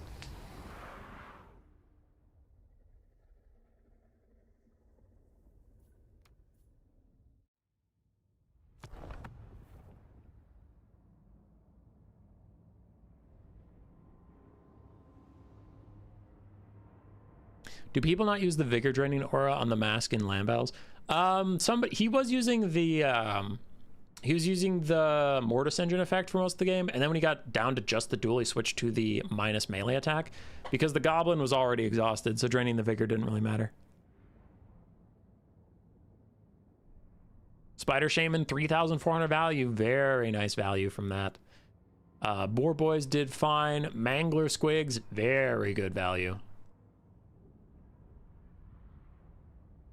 Spider Shaman is great. Spider Shaman is great. I was just saying that he's not the big monster you think of. Like, he is very cowardly when left all alone and attacked in the rear and whatnot. But the Mangler Squigs did a really good job peeling for him, so it was just a 1v1 for most of his fight. Pleasure Seekers got really nice value for the green one. The Mask also got nice value, but the Devoted Marauders, the Chaos Furies, the Furies actually did okay. I was going to say they struggled. The Fiends really struggled too. GG's. I do think I fall more on the Pleasure Seeker side of the debate than the Fiends. Slaanesh players have kind of been trying to figure out which one. Some players will take the Fiends, some players will take the Pleasure Seekers, but I don't know. I feel like the Pleasure Seekers are slightly squishier, but do way more damage than the Fiends do. So, I don't know, man. Fiends aren't bad. I just think Pleasure Seekers are better. All right, so that was game 2. This is a best of 5, so we aren't at reverse sweep point yet, but green one does have to get some points on the board because a 4-0 reverse sweep versus Alfredino is really hard to pull off, so I don't know. Alfredino has to win 2 more to take the series. Green one has to win 4. Oh, those bastards.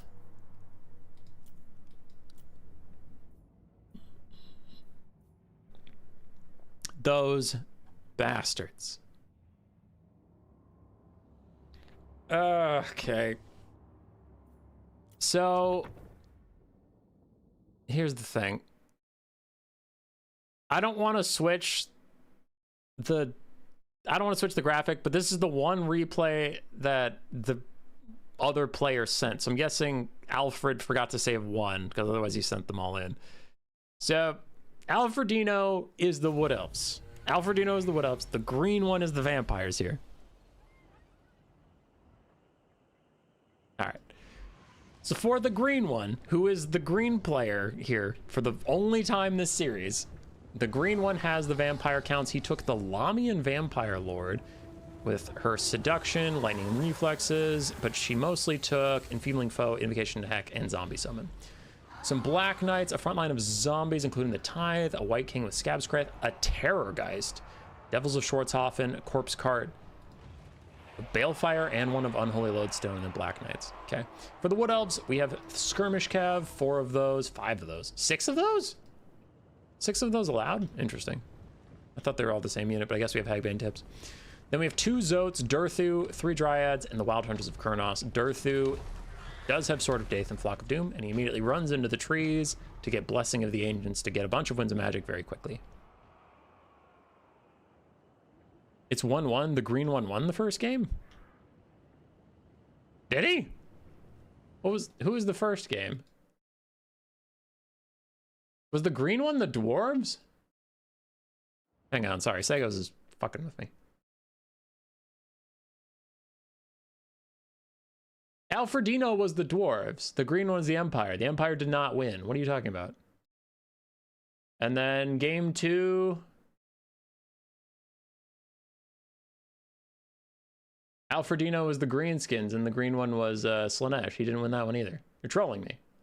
Why are you trolling me? What did I do to deserve this? Hey. Yeah, okay. No, I had it right. You're being dumb.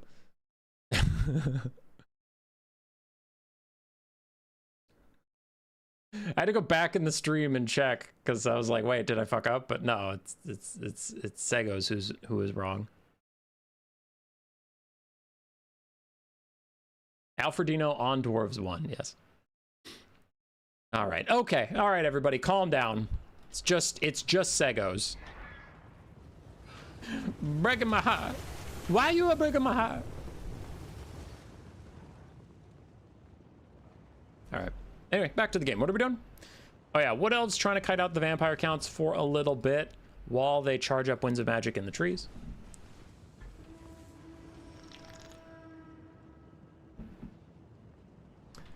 Black Knights did get a little damage onto Glade Riders, but since then they've had difficulties catching up. Well, not this one guy. This one guy caught up and just speared one to death, but the other one should be able to get away. Segos bullying me. Segos is bullying me. Mods, kill him. In the background, Black Knight's getting shot by these Glade Riders, and wow. Glade Riders actually have a pretty strong missile strength for a skirmish cab. They do decent damage. Not like crazy Waywatcher, oh my god, damage, but it's good damage.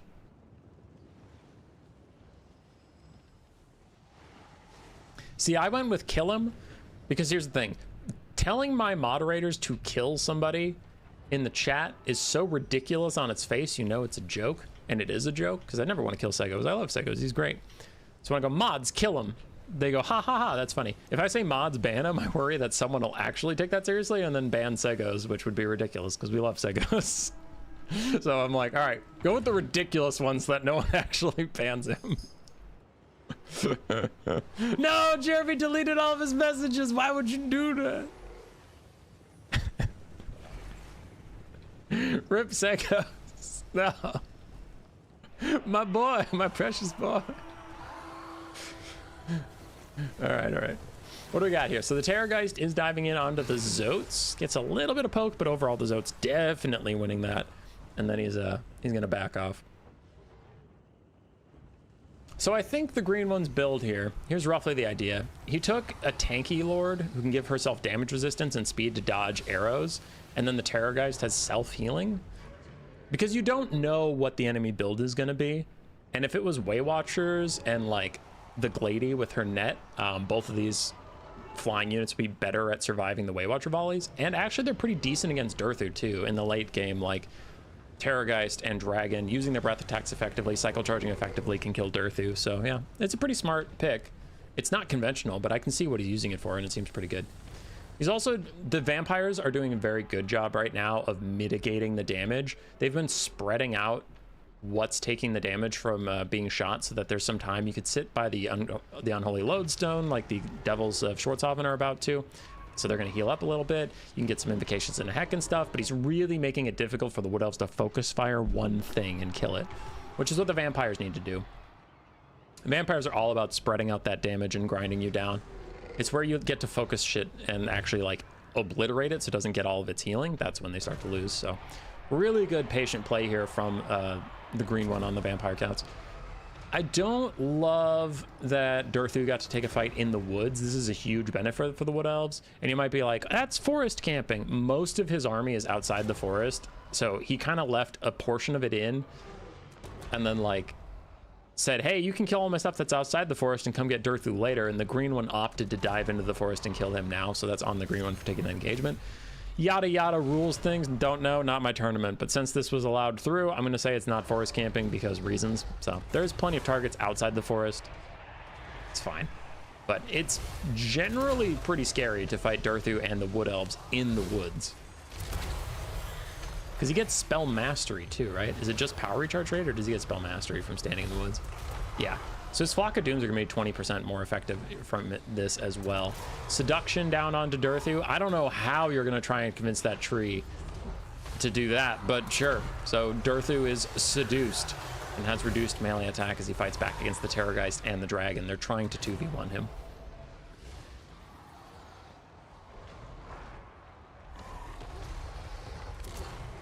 I missed the Slaanesh bots. Dude, our Discord has been getting raided by bots recently. It's crazy. It's also the most half-assed scam I've ever seen. We got to focus on the game, so don't be too long, but like, it's just a JPEG of like a computer screen with the bullshit company name on it, and then like a green line that goes up. That's all they post. And I'm like, who is falling for this?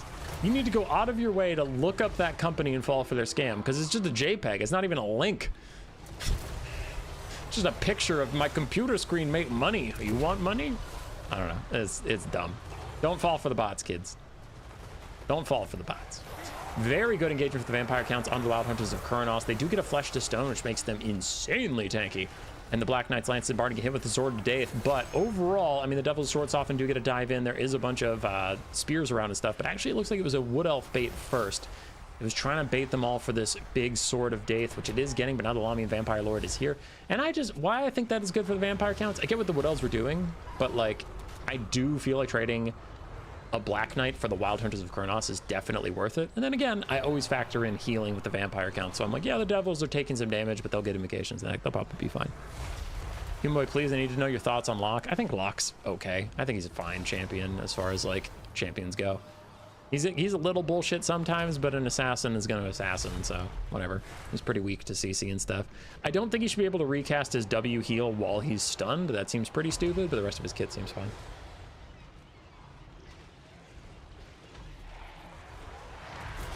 I felt for it, and now I'm accidentally married.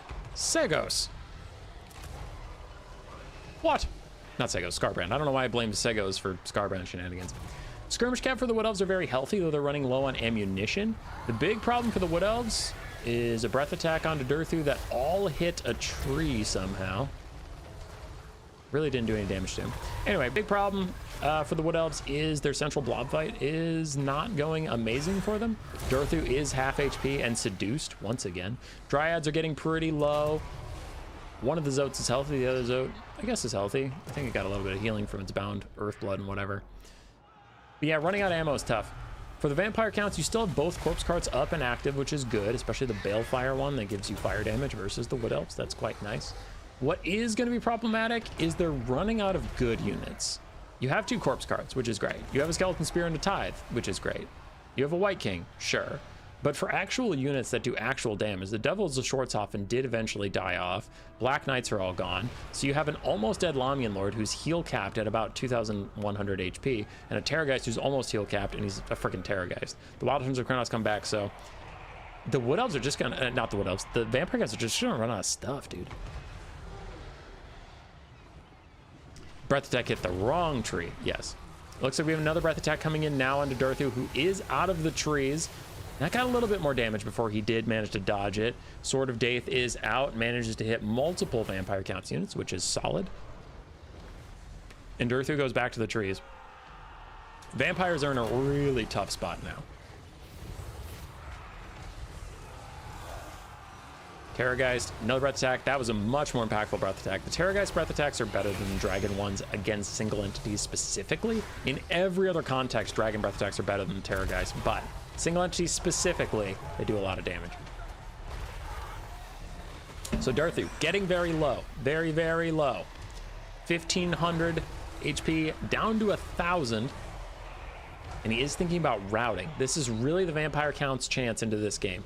Without Durthu, Wood Elves have great leadership. They are elven units. Elven units generally have higher leadership than like Skaven and Beastmen and shit. But they are still quite routable. A lot of these are trash tier units. Like Glade Riders don't have insane freaking leadership values. They're not Fireborn, right? Zotes are monstrous, so they generally don't have the best leadership. So this is getting a little spooky now that Durthu has died. Lamian Lord should have a good amount of zombies left to summon in the late game to hang in there. Is even going to throw one down behind these Glade Riders who are firing straight up at her. She dives down onto them. They're a little slow to dodge, and they do tear her out. It'll turn to a natural route. I wonder if they'll go straight off the map with their 4 volleys left. That actually probably had the most ammunition. Now that one has 5, but still quite a lot of ammo. Wild Hunters of Kronos, though, deep dive onto the Lamian Vampire Lord as she tries to get back into the trees, get back to her Terrorgeist, gets a rear charge onto the seduced Zotes. Don't want to know what's going on there. Yeah, I don't want to know what's going on there. I'm going to bypass that. So anyway, she rear charges some seduced Zotes and then gets away from the Wild Hearts of Kronos, still insanely low HP, managing to keep her leadership topped off for now. She's down to 1,000 HP. Her vigor is still animated because of the corpse cards, giving that vigor aura back. Unable to chase off the Glade Riders because she obviously needed to get back to the main central area to live. So the Glade Riders did come back with that precious little ammunition of theirs. This zombie summon is running around just trying to find anything it can do. The Terrorgeist is busy grinding away, and the Zotes are running out of HP. The final zombie summon is coming out. She's just throwing it down because she can't guarantee she's going to live for much longer. She can't hold on to that summon and hope for a perfect late game situation. She just needs to fire it and hope for the best as she's down to 200 HP and falling with every volley from these Glade Riders as they just make the most out of their ammunition. Lightning Reflex is giving her speed and damage resistance as she tries to dodge around. Down to less than 100 HP. Still, her leadership is fine. Still have zombies grinding away. The Terrorgeist is heal capped with 5,000 HP left. 90 HP on her, and she dodges a whole volley from the Glade Riders. Lightning Reflex is making her fast as fuck, boy. She's running around. She's dodging. She's dipping, diving, ducking. Back out. Back out. Glade Riders trying to fire. 3 volleys left for them. She dodges away. I don't even think they're trying to shoot at her anymore. The green one is just dodging. He's dodging shadows. There we go. That one's going to shoot at him. Does he dodge all the arrows? Here they come.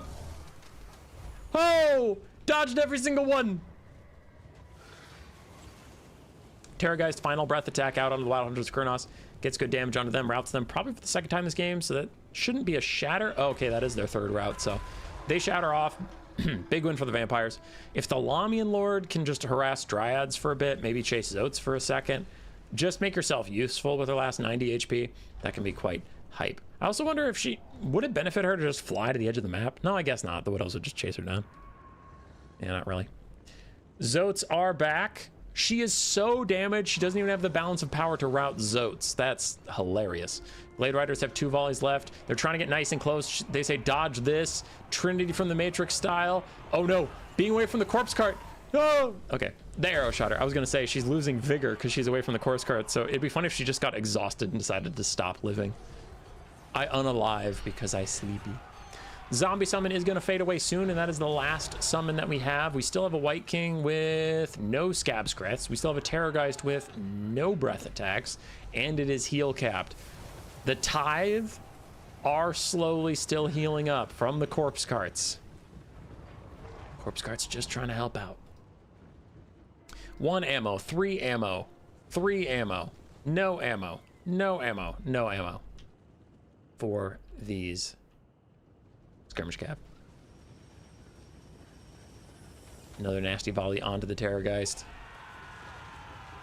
The White King continues to scrap it out. The Terrorgeist important for its late game terror aspects. Meanwhile, man, I feel like these guys have had no ammunition bars for a long time, and yet they're still just firing away. So can you guys just hurry up and run out of ammo so I can stop trying to pay attention to those?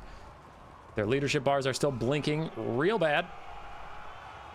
Corpse Carts heal capped. The Tithe need to actually hang on. The Tithe are actually a very important part of this late game situation because they are keeping the Corpse Carts safe from these charges in from the Glade Riders. The Terrorgeist is going to land in, get some terror routes off onto the Glade Riders. The other Glade Riders are going to follow suit, and that might take the Zotes with them. Yeah, the Zotes back off. They all of a sudden don't want this fight.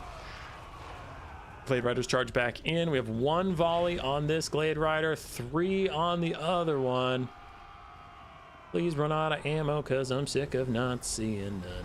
The Tithe are crumbling away. It looks like they almost disintegrated for just a second there, as the Glade Riders that had the most ammunition are now terror routing away. And they're the only ones with any ammo left. The Zotes come back in for the final fight. Looks like this is the big engagement. The Terrorgeist is crazy low, but without these Glade Riders' extra ammunition, the Terrorgeist could probably hang on. They are back, and they need to get firing. They need to get firing quickly. The Tithe are gone, leaving the Corpse Carts all alone. The White King is going to be a tanky monstrosity. Right. But if we kill both Corpse Carts and finish off that Terrorgeist, you could maybe cycle charge him to death. But both of the Zotes terror routing, Balance of Power goes into Army Loss's territory. It's dangerously close. More terror routes, and you guys are just going to lose the game. But the Terrorgeist is starting to crumble, and he's heal capped, so that crumbling is huge. You still have 3 volleys. Why have you not fired in like 6 years? Please shoot. Shoot. It's all you're here to do. Fire. Do something. Do anything. You need to shoot. Why are you going into melee? Fire! Fire! What are you doing? What are you doing? Back up! Back up, son! Alright, I guess we're just going to point blank fire. Well, that looks silly. It was a good volley in the end, and the Terrorgeist is going to go down. Still 3 volleys. I swear I just saw you shoot ammo, but I guess you still have 3 volleys. Terrorgeist is dead. One of the Corpse Carts is dead. The other Corpse Cart and the White King still hanging on, though that Corpse Cart is heal capped.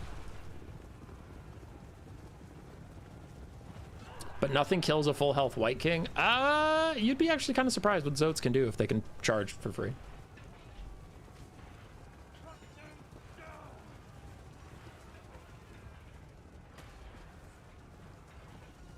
All right. I don't know what these Glade Rider guys are waiting for. Like, probably just shoot the Corpse Cart. You're not going to get much value on a foot White King with shield and armor, so you might as well shoot the Corpse Cart and save your Zotes the energy, but the Zotes are just mulching this poor thing. And the Balance Power shifted away from the Vampire counts. There goes the Corpse Cart. White King's all on his own. So that's a huge win for the Wood Elves, because now the Balance of Power isn't a constant dagger over their head waiting to drop and kill them at a moment's notice. You know? As it was before. Now they have like all the time in the world before army losses, so they can actually just grind out this White King. And killing the Corpse Cart was really big because now he actually starts to lose vigor. So he actually will get sleepy.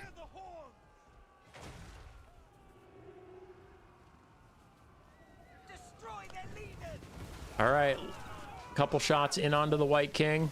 20-ish damage here and there. Still have a couple volleys, and they're trying to fall back, but they're going to shatter. No. Okay. Okay. Played that a little close. I was worried they're going to shatter. Zotes charging in. Archers firing and ending up really close again. You guys are playing with fire. As the Zotes start pummeling the White King. Probably going to back off and refresh their charge bonus soon.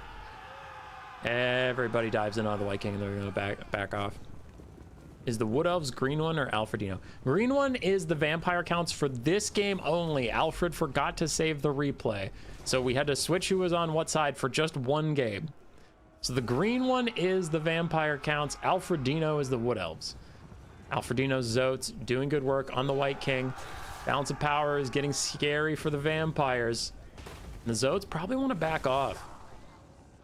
You have a couple volleys left. You don't need to be taking these fights, so I would really like to see the Wood Elves back off, refresh their Zotes charge bonus, but also just rest the Zotes. They're exhausted. Let them get some stats back. Because they're your heavy hitters. We can see how much damage they're doing to the White King, but they don't need to stay in this fight. You can sacrifice some Glade Riders while they rest for a second or two. So don't love how overcommitted the Zotes are, and I don't love that the Glade Rider Hagbane tips are still sitting on ammo. Like, back off. Use your ammo. You don't need to exhaust all your troops and whittle them down, because these guys, the problem is like, I'm really worried these guys are going to shatter with ammo left, and also he's not using the most of his tools right now. Like, he has ammunition that can fulfill the attacking role while his Zotes refresh their charge or they rest for a second or something, and he's not really utilizing that. He's just sitting on 2 ammo. Maybe he thinks the ammo is better for the balance of power than it would be shooting the White King, but I don't think it's that much better for the balance of power. Zote's still fighting it out, and they haven't lost HP in a long time. The White King's lost about 1/3 of his health bar since he lost the corpse cart. But one of the Zotes is going to rout, the other Zote's going to rout and shatter. And I think Alfredino's really going to regret not resting them as he runs up, gets a volley off quick, but the White King gets real close to charging into those Glade Riders, doesn't end up doing it. And the Glade Riders are running back. He's trying to get shots on the White King when his back is turned, but it doesn't seem to be the case. Just fires it at point blank range. Still has 1 volley, supposedly, because whatever, but it is what it is. Losing both the Zotes was really rough. It looks like they're going to go off the battlefield. Ladies and gentlemen, you got to rest your Zotes. Oh! He fires 1 quick volley into the White King, but it was as his guys crashed in, so they actually kind of friendly fired a little bit of it. Not too terrible. Without the Zotes, though, you can see the White King has just stopped taking damage. The Zotes were what was doing the damage to him, and without them, these Glade Riders are just running around in circles. Bounce power's back to 50-50. The White King is holding it down, cleaving any horsemen that dare get in there. And this Zote's still -11. I don't think they're coming back. Yeah. Looks to be GG without Zotes. ×2 speed as we just see light cavalry try and fight the White King over and over again. But a couple of them are shattering off. Looks to be too much to ask of these light cav. Or is it? White King's down to 2K. Oh man, the light cav are trying to do it. Another one shatters off though. Another one routs, and that's it. GG. The Zotes did end up going off. You gotta rest your Zotes. I'm so like, they were doing good work on that White King, and they just stayed in it too long. White King's doing his best now to fight it off. He does have only 10 leadership. If he starts crumbling, that'd be a disaster. But as soon as I stop fast forwarding, then the game ends, because I was like, oh, this game's over. I'll just fast forward. And then all of a sudden, it's like, wait, is that White King gonna die? But so the green one pulls out a win. Alfredino forgot to save it because he was so enraged at losing, I guess. 2,300 value for the White King, 1,500 for the Lamian Vampire Lord. Pretty good. Terrorgeist, 3,700. Best Terrorgeist value I've seen in a long time. GG's for Alfredino. Durathu, 3,200. We all knew that was coming. Wilders of Kronos, 1,300. And the Glade Riders, all incredible amounts of value. And the Zotes, more mixed. GG. Blocker up. The green one gets a point. And we are back at it. Okay. 2 games left.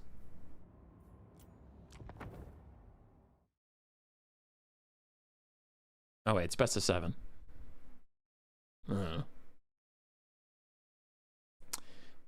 Quick maths. Up to 4 games left? That's best 7 could be 4 and 3, yes.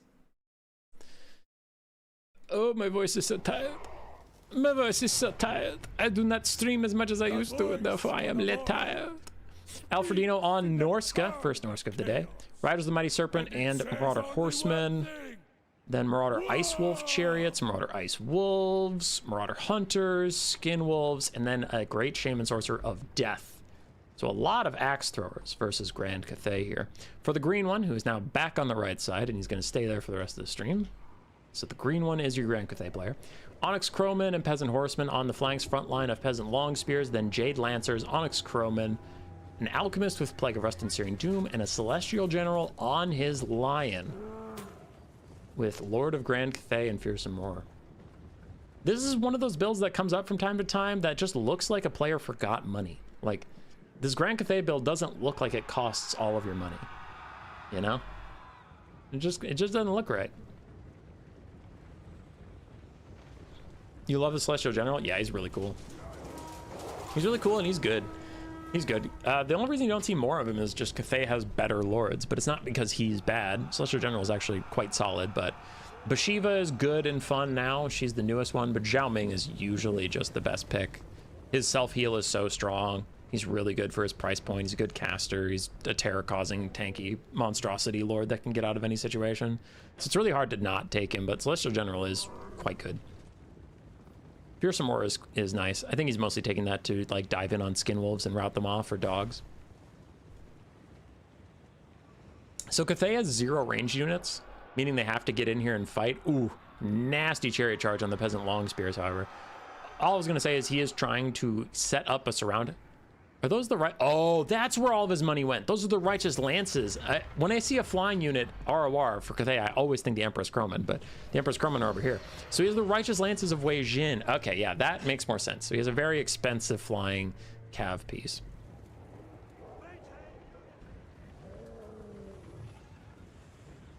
Okay. Anyway, what were we talking about? Yes.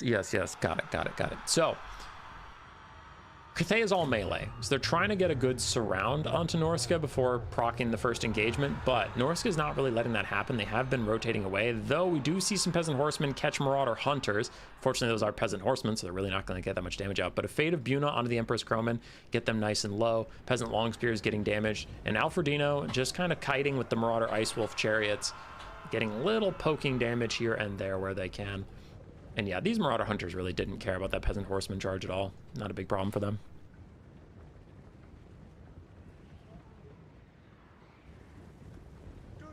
Chariots looking for anything else they can pick off. Gonna slice through the Peasant Long Spears. They get hit with Plague of Rust, and again, the Celestial General and some of these cavalry try and dive in on them, but Alfred's on top of his micro, and he's just gonna back off again.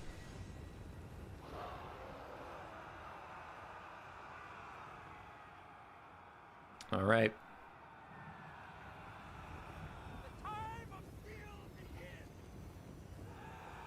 Unga Bunga Cathay into ranged heavy Norska, not what you expected ever. True.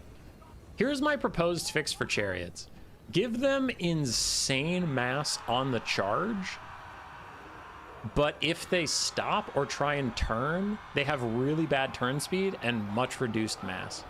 Because I think they should be able to bulldoze infantry, but when I watch them like turn on a dime in the middle of infantry and run away, I'm like, that doesn't work that way. Those horses are getting stuck for sure. That way Chariots have to commit rather than like skirmishing around. I'm just spitballing though.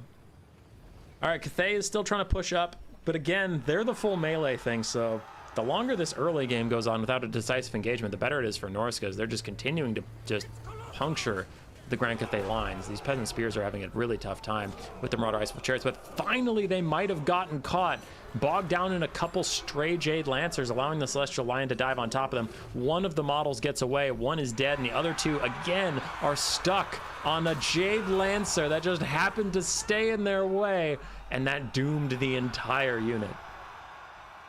That's hilarious.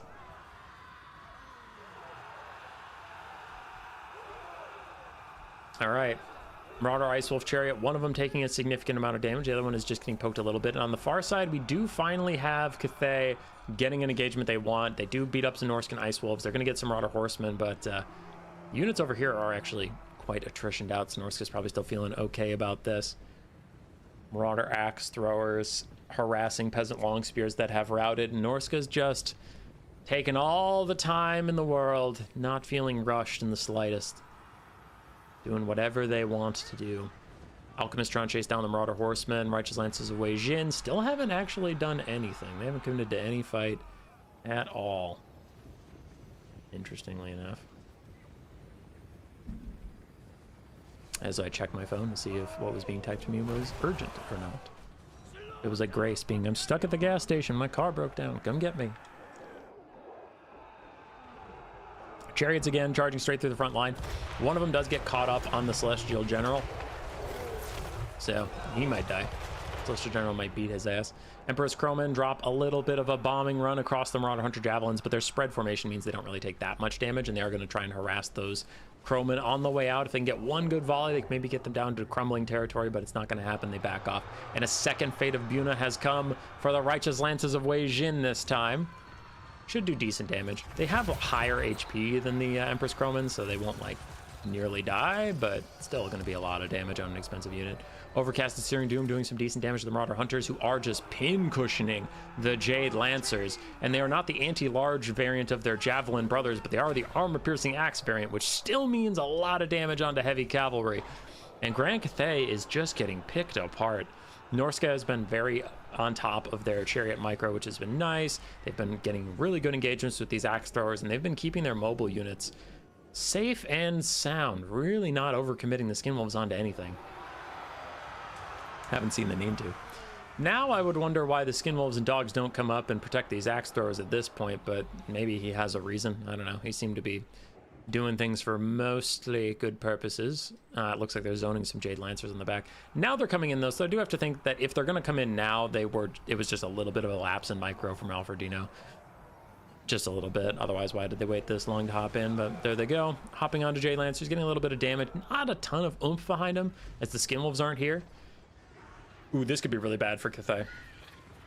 Croman tried to dive Skinwolves, but they get caught up on Norscan Ice Wolves, and now the Skinwolves can turn around and rejoin the fight with their own charge bonus, which should be pretty good for them. Yeah, that was a really good little engagement. Grand Cathay hanging on the balance power. It's not gotten any worse. State of the battlefield looks pretty rough for them, though. They've picked off a lot of those Marauder axe throwers, which is great on the balance of power, and I do think a good thing to do overall. But overall, like, I'm just looking around. State of the battlefield, I actually think it's getting pretty dire for Grand Cathay. This Jade Lancer is doomed. It's now starting to get frostbitten, so it can't get away. It's just going to die off.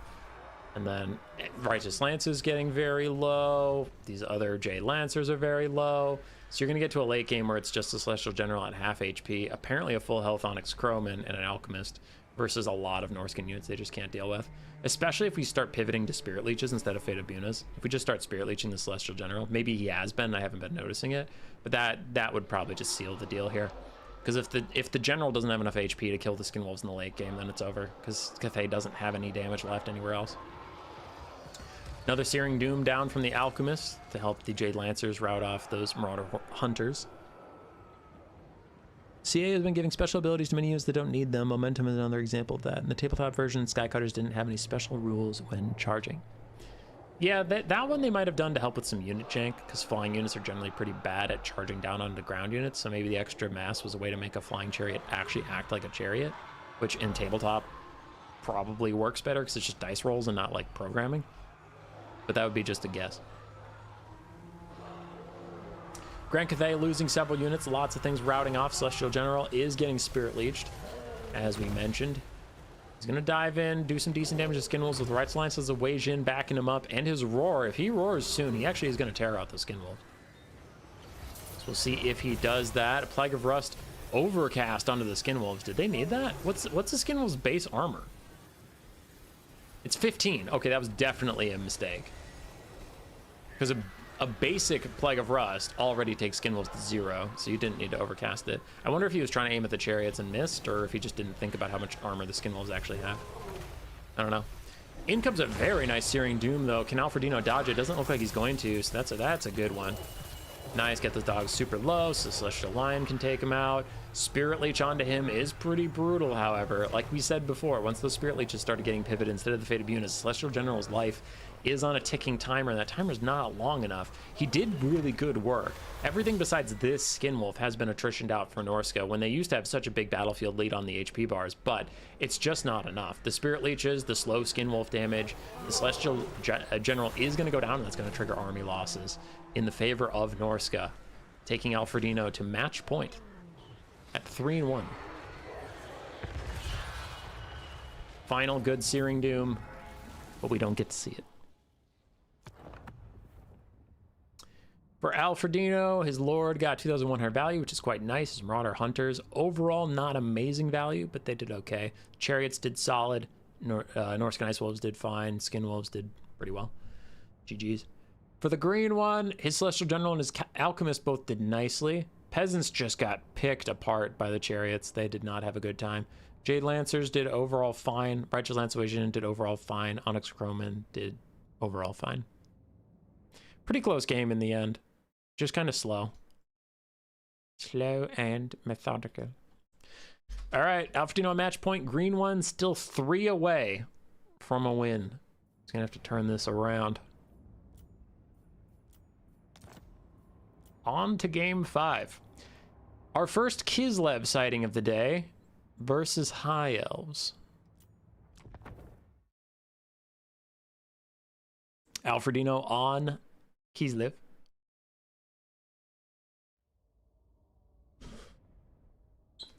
Versus Eltharion the Grim. Okay. Let's do it. The great Orthodoxy protects you. I protect you. Let's do it. So, for Kislev, we have 4 Kislevite Horse Archers, the Tsarina on her sled with Deathfrost and her Guardian Call. Kislevite Warrior front line, backed up by Griffin Legion and Winged Lancers and a Streltsy.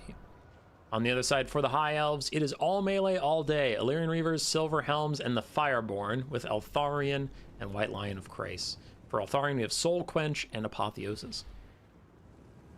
Fireborn already getting very close to catching those Kislevite Horse Archers, but not quite able to make contact. Charge bonus keeping them in at speed-wise. The Horse Archers should be faster, but charging gives you a little buff. A little buffy buff. Eltharion's going to dive in on the Kislevite Warriors, which looks troll, because of course they're a halberd, but he's trying to break their charge defense so that the Fireborn can swoop back in, presumably. And he does have Mistwalker's Barrage, which is about to come in and pelt these guys, so... Ooh, yeah, look at this. Look at this High Elf sandwich. Kislevite Warriors... I wonder if they terror out. No, they don't. Okay, Buyer Blood procs in time. It is funny when you get someone to terror out before Buyer Blood procs, and then it procs, and they're stuck in terror until Buyer Blood wears off, because it just keeps their leadership at the same point, which is funny. All right, Silver Helms and White Lions of Krace on the far side, taking a lot of damage from Winged Lancers paired up with Tsarina. She's leading her men to battle and doing a good amount of damage while at it. White Lions of Krace should be able to body the Kislevite Warrior front line.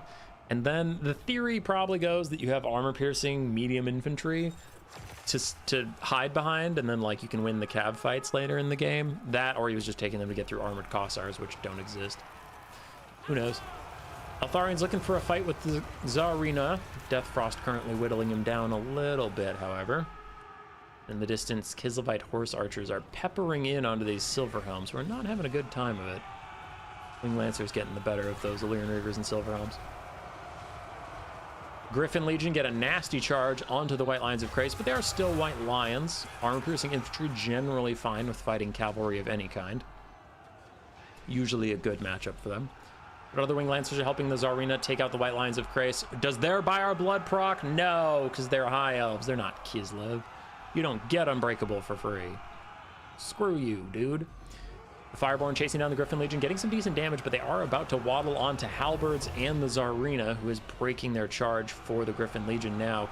Unless you can punish the Tsarina a lot, this is going to be a good play for Kislev, but I mean, if she dies, then obviously it's a pretty bad time. She even feels pressure enough to summon the Snow Leopard, so she must really think she's in trouble, and it looks like it, as she is completely locked in place, turning around, struggling in the Fireborn, taking so much damage. Kislev is way up on the balance of power, considering the Tsarina is nearly getting insta-killed here. She does get away, down to less than half HP, however, and she has no form of healing for it. Now, the Snow Leopard and the Kislevite Warriors are trying to get any last poke damage on the Fireborn that they can, but they're not able to really finish the job. High Frontline is overall winning, as it should, versus basic Kislevite Warriors, but Kislev has a lot more healthy cavalry than the High Elves do right now. High Elves have got to find a way to slow this game down and get out a lot more apotheoses, as Winged Lancers get a rear charge onto the Fireborn. The Snow Leopard is also chomping away on him with its armor piercing and anti-large. It's no joke to let the thing eat the Fireborn, but there's not too much you can do about it right now. Eltharion's trying to peel. Other cavalry is recommitting to the fight. And at this point, they're just hoping the Snow Leopard goes away. They're like 18 seconds. Like, fuck it, I guess we ball. It's fine, I guess. Snow Leopard is going to fade soon. The Horus Archers are still firing in. Balance power shifted pretty heavily against the High Elves. Eltharion has not been able to get out all the healing that he wants to get out. He's not been able to make the impact he wants to make. Zarina skirting away with life from that Fireborn surround. It was probably the death knell for the High Elves in this game. Eltharion's going to keep fighting. His Mistwalker's Barrage doing some decent damage, but it's just not enough. The White Lions winning the front line. Not quickly enough, not aggressively enough, not able to do enough either.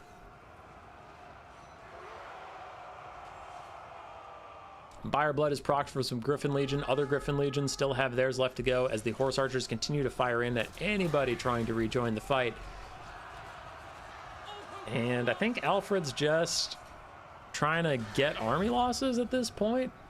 Looks like he's just trying to get good damage onto like this last White Lion that has HP and trigger army losses rather than having to kill Eltharion all on his own. Because he's not overcommitting to Eltharion, he's just trying to hit the White Lions. I mean, he's poking Eltharion, and he's going to hit him with a Death Frost, which is nice, but I meant like charges and stuff. That looks like it's going to be GG. A middle finger soul quench out, hits Zarina in the back, does a pitifully small amount of damage, and army losses, takes the High Elves, takes the green one out, and the Ladies' Quest number 4 will end in an Alfredino victory. GG's well played. Kislevites Warriors did fine, Griffin Legions did very well, Kislevites Horse Archers did okay. For the green one, Eltharion did his job. White Lions honestly got decent value, not amazing, but decent. It was really the Silver Helms and the Illyrian Reavers that got bodied, and that was a big value drain on him. And that is le GG. All done. Oh no. That's all I got. Congratulations to Alfredino for winning. Thanks for playing, everyone who did play. I didn't cast the whole event. I just cast semifinals and finals. Thanks to Hanadins for hosting it and organizing it. Seems like he did a solid job. And that is the last event before the next patch. Let's see what that brings. If rumors are true, it comes out tomorrow, in which case we'll have a patch notes stream ready. Damn, I was really hoping for the Human Boy victory. It's hard for me to win when I'm not literally in the game. Goodbye, everybody. Goodbye. Get out of here. Goodbye. Go away. Goodbye. Go away. Shoo. Now I'm done with you.